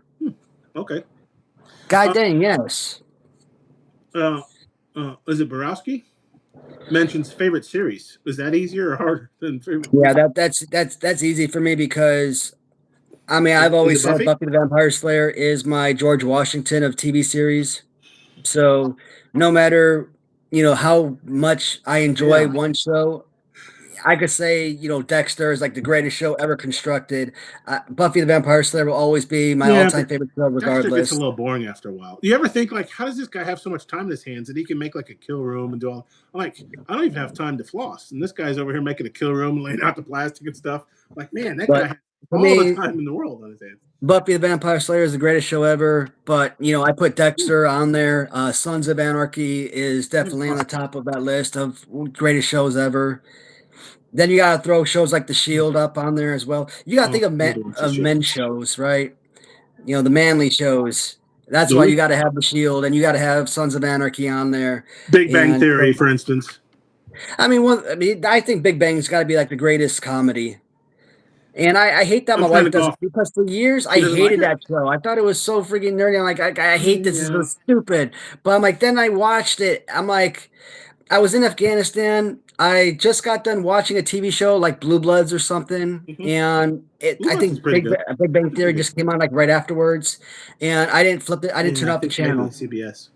Okay. Yeah, so I didn't flip the channel because it was on AFN, Armed Forces Oh, Network. okay. So they kind of mixed it up a bit.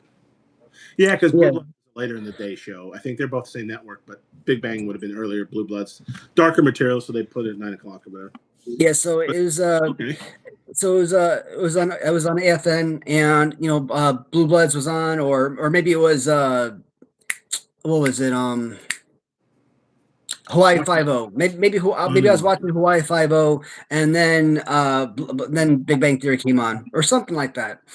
And I just didn't flip the channel, but I was just kind of listening. I was doing something, and I was just kind of listening. And then you know what? I left, I know. Forget about and then I laughed again, it. and then I laughed again, and I'm like, okay, you know what? Let me sit down and watch this episode. It got you. And then I laughed a bunch. And then I'm like, okay. Then I don't know if another episode aired, or maybe I watched it the next day when it came on, but I enjoyed the next episode. And then I started watching it from there, and I'm like, oh my god, this You're freaking hooked. series is incredible. They got you. It is nerdy, and it's not without its problems, but it's one of the shows I will rewatch. Currently, right now, if you go by rewatchability, it'd be House. I'm rewatching that again for the millionth time. It's different though. Bobrowski makes a good point. Sopranos, for me, I still don't like the last episode, but it's not like Game of Thrones. But I should rewatch Sopranos. It's been a while since I've watched it. And Well, Sopranos was always on my list, like one of the greatest ever. But it was a great show. like in the early, also was it appointment TV when appointment TV was a thing. Sopranos was appointment TV, right? Game of Thrones was appointment TV, but they ruined it with the last season, so I'm not putting Game of Thrones in there anymore. But it used to be like every Sunday you're turning in to watch Game of Thrones. I'm going to chase play just enough so I can catch it all. Well, actually, it was on HBO, so you didn't have commercials. You'd watch it as soon as it was on, right? Even in the day and age of DVRs, and can watch things later. Sopranos was that way. Well, I'd probably put Grimm on there as well as one. Oh, did you like Grimm? I don't hear Grimm a lot. I liked Grimm. That was a pretty fun show. Yeah. It got kind of. Oh, there's our hour and 50. It got kind of weird in the last season or two, I think, if I remember correctly. But I do because me and my nephew talk a lot about. Is it The 100? Have you ever seen that show? Which one? The 100, I think it is. Yeah, I watched 100. Yep, that was awesome. That was really good, but it also got kind of goofy in the last season. Last couple seasons, yep. But it was still a good show. I think I never saw it live, but I caught up with it on Netflix. I'm like, oh, this is a great show. But so for me right now, I'd be House. But Dumb and Dumber. Big Bang Theory, I watch a lot. I rewatch that a lot. The Mentalist, actually, I watch a lot. I don't know if you ever saw that one. That was pretty good. I guess I go for some of the either doctory shows or the police procedural shows. Criminal Minds, I've rewatched a few times. That was always fun. I always wondered, though, how they got away with some of the stuff. I distinctly remember one episode where they caught, I think, a serial killer who was a cannibal and cutting up the bodies and putting them in chili he fed to other people. And I'm like, this is like a 9 o'clock. How are they getting away with doing this on a 9 o'clock show on CBS? How did they get away? Oh, man. Because famously, Manny Patinkin, who's a great actor, he was on the Criminal Minds and he left the show because the material's too dark. And then later I see him show up in, was it Homeland? Where you have that U.S. guy, he's actually a British guy, but he's the U.S. guy who turns traitor. It was on Showtime. And there's some dark themes in there around, the Muslim religion, all that stuff. And I'm like, so you left Criminal Minds because it was too dark, and you jumped into a, U.S. soldier turning evil and like planting bombs and stuff. That's a lighter material for you, Mandy? Okay. Inconceivable. Oh, we didn't even mention Princess Bride. That should be in the Breaking Bad, yeah. Absolutely. Princess Bride, Breaking Bad. And then if you're talking Breaking Bad, you gotta throw Saul on there too. Better Call Saul. I honestly like Better Call Saul more, but that's because I'm a Bob Odenkirk mark. And I think a lot of people are actually saying that too. As soon as they saw Bob, actually that's why I started watching Breaking Bad, because the Saul character was Bob Odenkirk. I'm like, I haven't seen him since another great TV show, Mr. Show with Bob and David. Do y'all know what that show's about? Check out your HBO Max. That was Bob Odenkirk and David Cross. That was a cartoon show, wasn't it? No, they were live action. They did skits and stuff. That's the first time I ever saw Bob Odenkirk do anything. It was Mr. Show with Bob and David. Hilarious show. Only lasted for a couple years. And then you see, I think David Cross early on had a better career, but Bob Odenkirk, I think, surpassed him. Because, he's had a lot of, killer shows. It's kind of neat to see. Plus, Bob Odenkirk, he's from Chicago. He's a Cubs fan. So I'm an Odenkirk mark. But... Oh, man, Rich. That sucks, man. Sorry about that, Rick, man. You never think about that. Is that pretty common? What, for the kittens? To have that many. I haven't had I don't know if we've ever had a cat with kittens, but we had a puppy once that had. Yeah, Or when our Yeah. Persia had her babies, I think she gave birth to I think 5, and I think 4 of them survived. Hmm. And this was like back in like 2008, and we adopted her.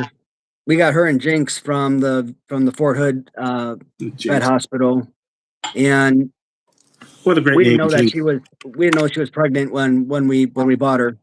Did they know? I guess not.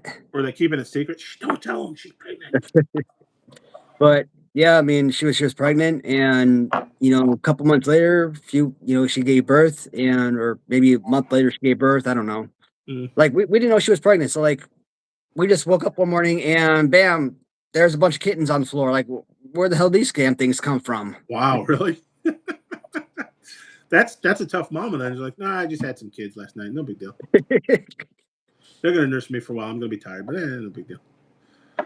But yeah, that does suck. All I see is the good ones. I see a lot of kitten stuff on Reddit, cats and kittens. So you never, well, every once in a while you hear about the Rainbow Bridge ones. People will post, my 17-year-old died, my 10-year-old died. I think there was a sad one where the husband brought the cat. It was just a routine checkup, and they found cancer or something and put him down. And so the wife never got to say goodbye. And you're just like, thanks for reminding me not to get cats, I guess. Holy cow. I'm just trying to enjoy my time doom scrolling Reddit. And here you go with this sad story about your cat.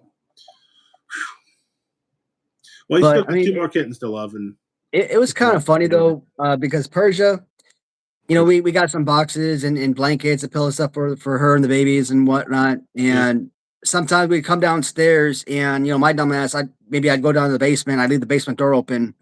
One day I'd come downstairs and the box is empty. All the cats are gone. Me and Sabrina, we're freaking out. Like, where the hell are the babies at?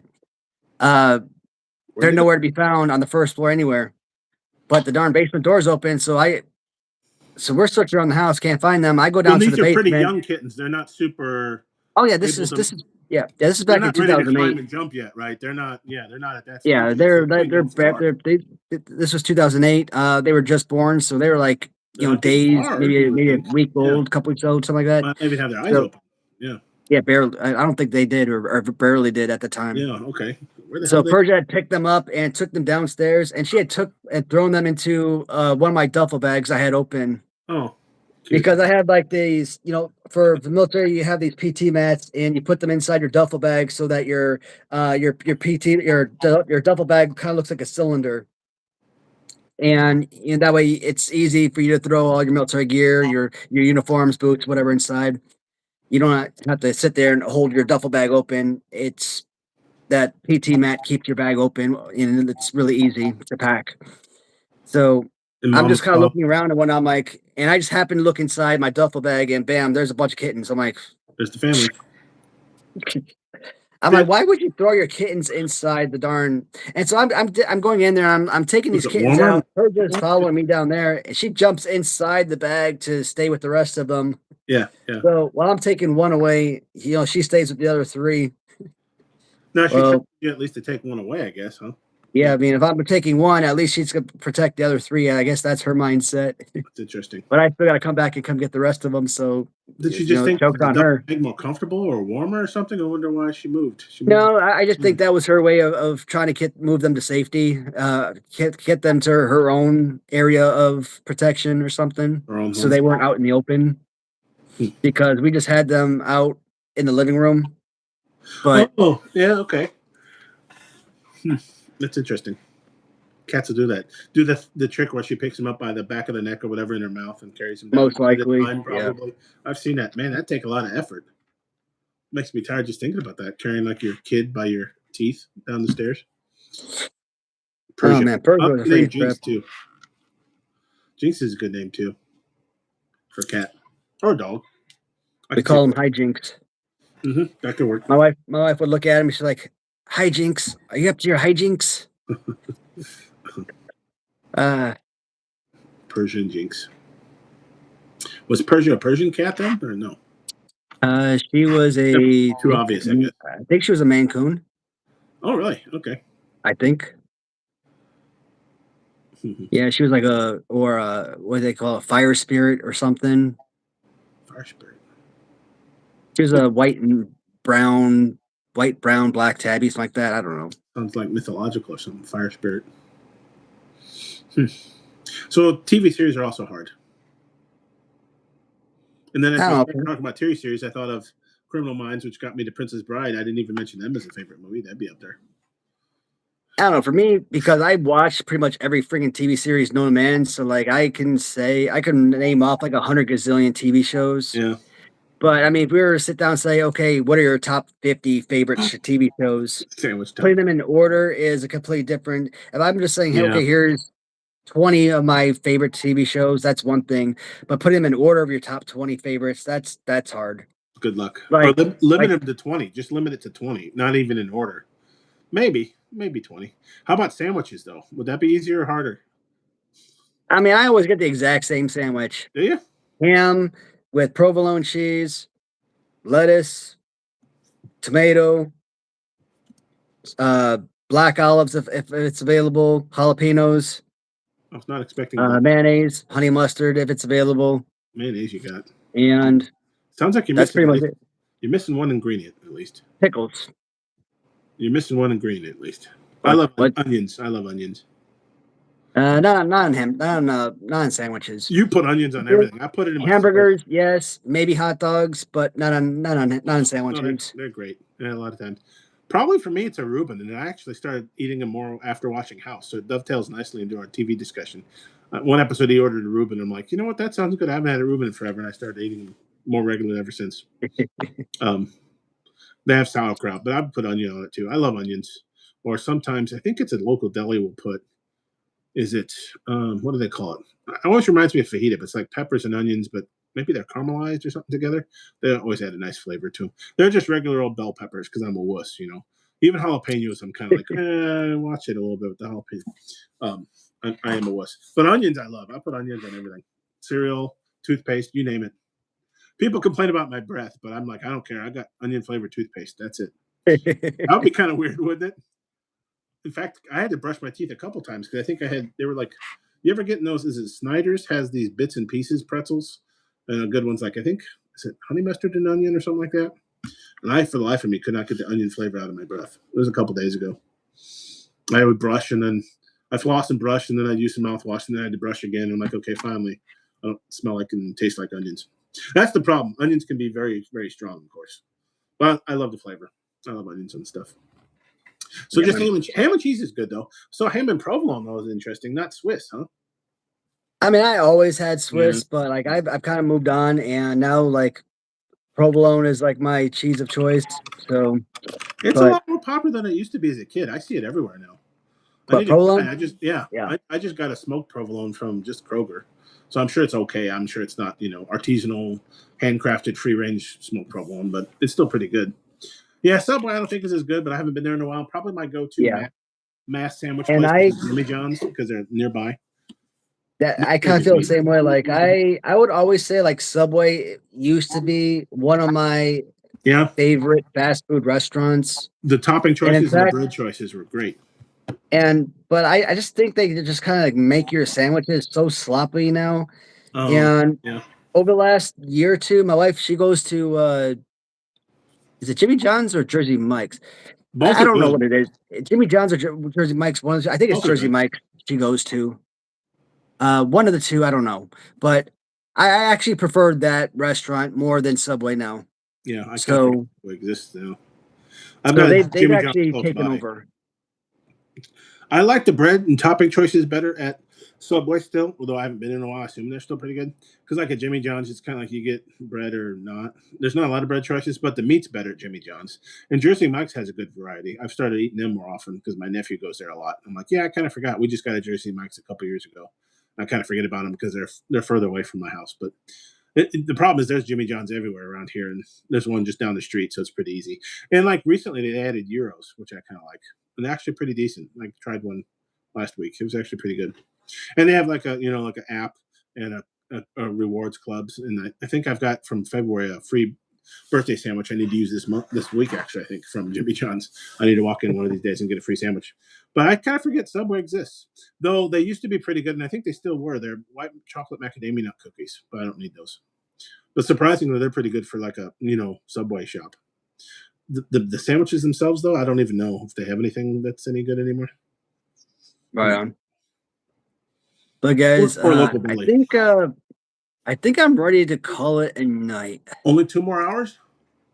Yeah, we're past 2 hours in, and I try not to keep live streams too long. That way, I'm able to still spend the night, with my wife and whatnot.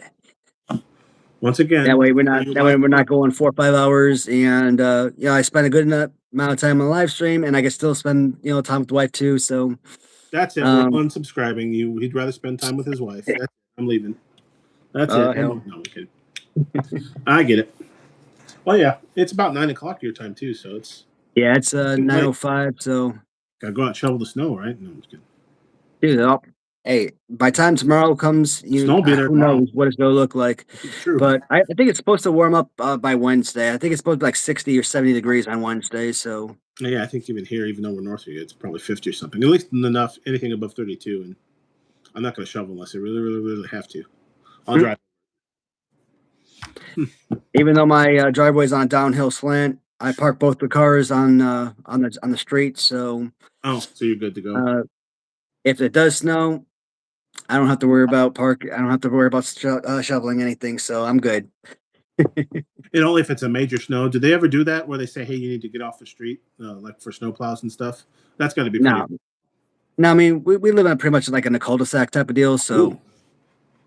if they do street shoveling, it's just like the middle section, and I don't really park on the street. I park like on the grass ish. So maybe I have maybe a tire, the left tire on like the street, but half the car is on the grass, so it's fine. Not a big Oh. deal. Calvin's here. At least answer one question before it goes, I guess. Tears of the Sun. It was Tears of the Sun. Was that I'm pretty was sure. that the Ben Affleck movie? No, I think who's the guy, the Australian guy, Mad Max?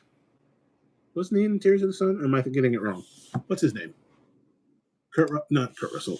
Lethal Weapon. What's his name? Am I in the right Mel one? Gibson, Bruce Is it Willis. Mel Gibson? Oh. Oh, that's Bruce Willis. I'm way off. What was I thinking of?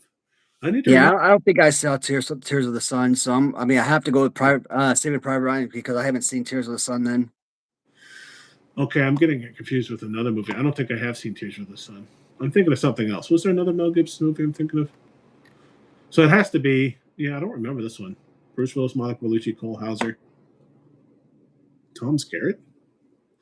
I don't think I've seen this one. Time did you catch the Halloween Candy Man? No, never did. Oh. But I love that video I put up like back in Halloween, man. That was funny as hell. I was angry as shit when I posted that crap. Like, look at these little freaking monsters. But no, man. I don't know who the hell those kids were. Probably some neighborhood kids. Yeah. Luckily, the little savages didn't eat the damn candy dish, but just take the whole thing and walk away with the whole dish and everything. Little freaking monsters, like goddamn.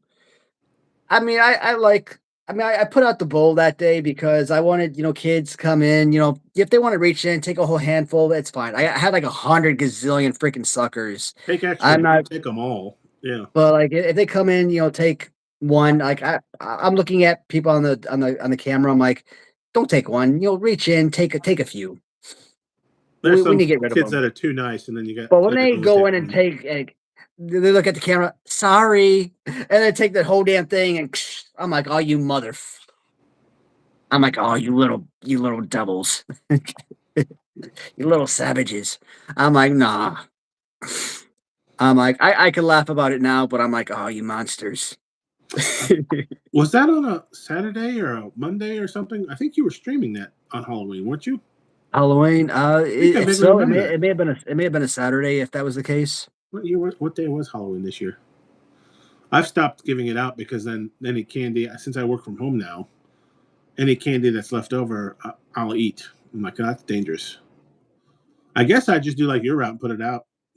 Problem is you can never tell because you'll have a ton of people show up early. And you're like, man, I'm gonna run out of candy, and then I'll see like no one the rest of the night when you would think it'd be prime time. It's very weird in my neighborhood, hit or miss.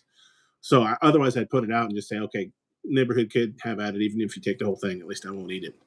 I can't guarantee. I can't guarantee I missed the rush. Right? Like I want to portion it out for the early kids, but yeah. Luckily, it wasn't really candy I cared about. So, but I mean, it's just a thought I that guess that's counts. Like another thing. you wanted something for Something you other eat. people to come in and have something to have. So, Mhm. but It is cute though when you see a kid come up and they just take the one, and you're like, "Oh, come on, take a few." I mean, you're being too nice, kid. Come on, grab like a I had a bag, like a huge freaking bag, like yay big, like that Like- wasn't going to get used up in one night. I knew that for sure. like a It's Costco just warehouse bag. like you spent all this money buying bags of candy for the trick or treaters. Like you want to use up, if not the whole thing, you want to use up some, at least a lot of it, for the kids. But when somebody empties an entire freaking half the bag or most of the entire bag in one freak like that right there, that's what gets you. That's what annoys the living crap out of you. Being That greedy. right there is like, you know what, screw this, I'm not doing this crap again, type of deal. That I mean, next year I'm turning off my lights. We're not doing trick or treating next year. This is BS. That's frustrating. Yeah, and they So ruin for everyone. exactly. That's how I think that's how everybody looks at it. So That night and in the future potentially. I guess that's another tactic though. Is if you buy candy you won't eat, then you won't worry about getting fat. yeah, and they diabetes did. from them. I was about to say they looked at the camera like, sorry. I'm like, you little assholes, I ain't sorry. You could say sorry if you took too much, but not all of them.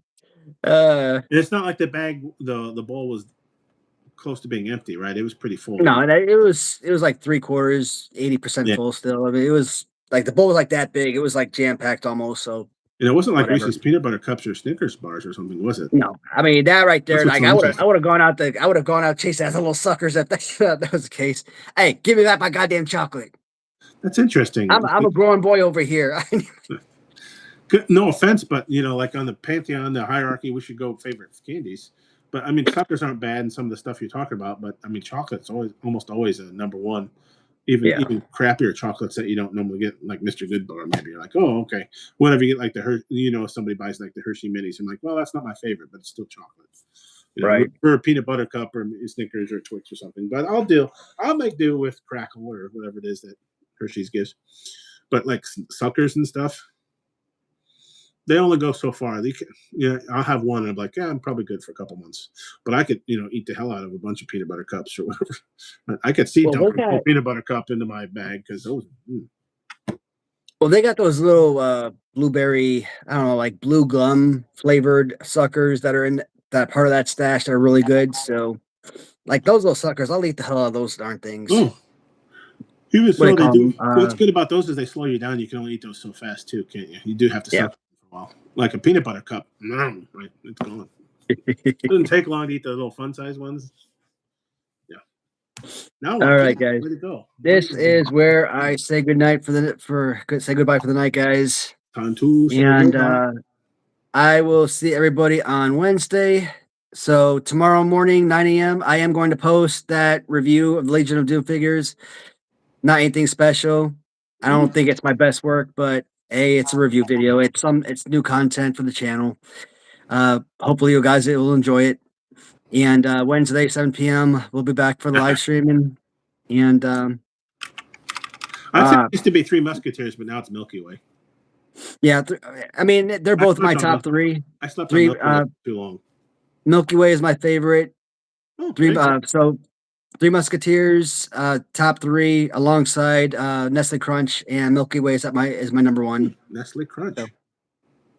Yeah, so tomorrow morning we got your check that out because it's a unique figure. I think you enjoy seeing the review of the Latunia Everest Legion of Doom. Then tomorrow night, Bum's interviewing somebody really cool. I heard. It's really excellent interview happening tomorrow. You want to check it out. The guy he's interviewing, I don't even know how he got him. This guy is an amazing person. Yeah, guys. So be sure to tune into Wrestling with Bum Shadows tomorrow, 7 p.m. Eastern time. Fly BL will be getting interviewed by Bum Shadows.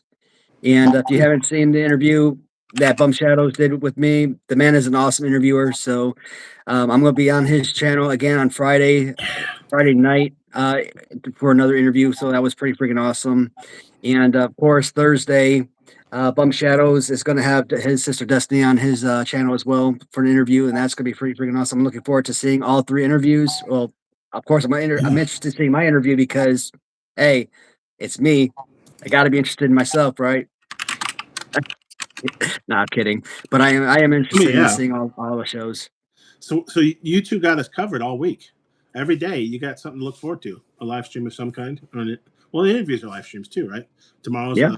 Bum's live stream, then Wednesday back to you, and then Thursday and Friday Bum, and then back to you on. Well, actually, yeah, Friday's kind of like your transitory period, right? Because Friday it's both you and Bum, and then Saturday back to you. Yeah, All and week. well, Friday's gonna be pretty full because we still have Kurt. Friday morning. So I think I'm probably gonna do a couple more weeks, Friday mornings, 10 because we got series 10 this week and then series 11 to close out the Hasbro review.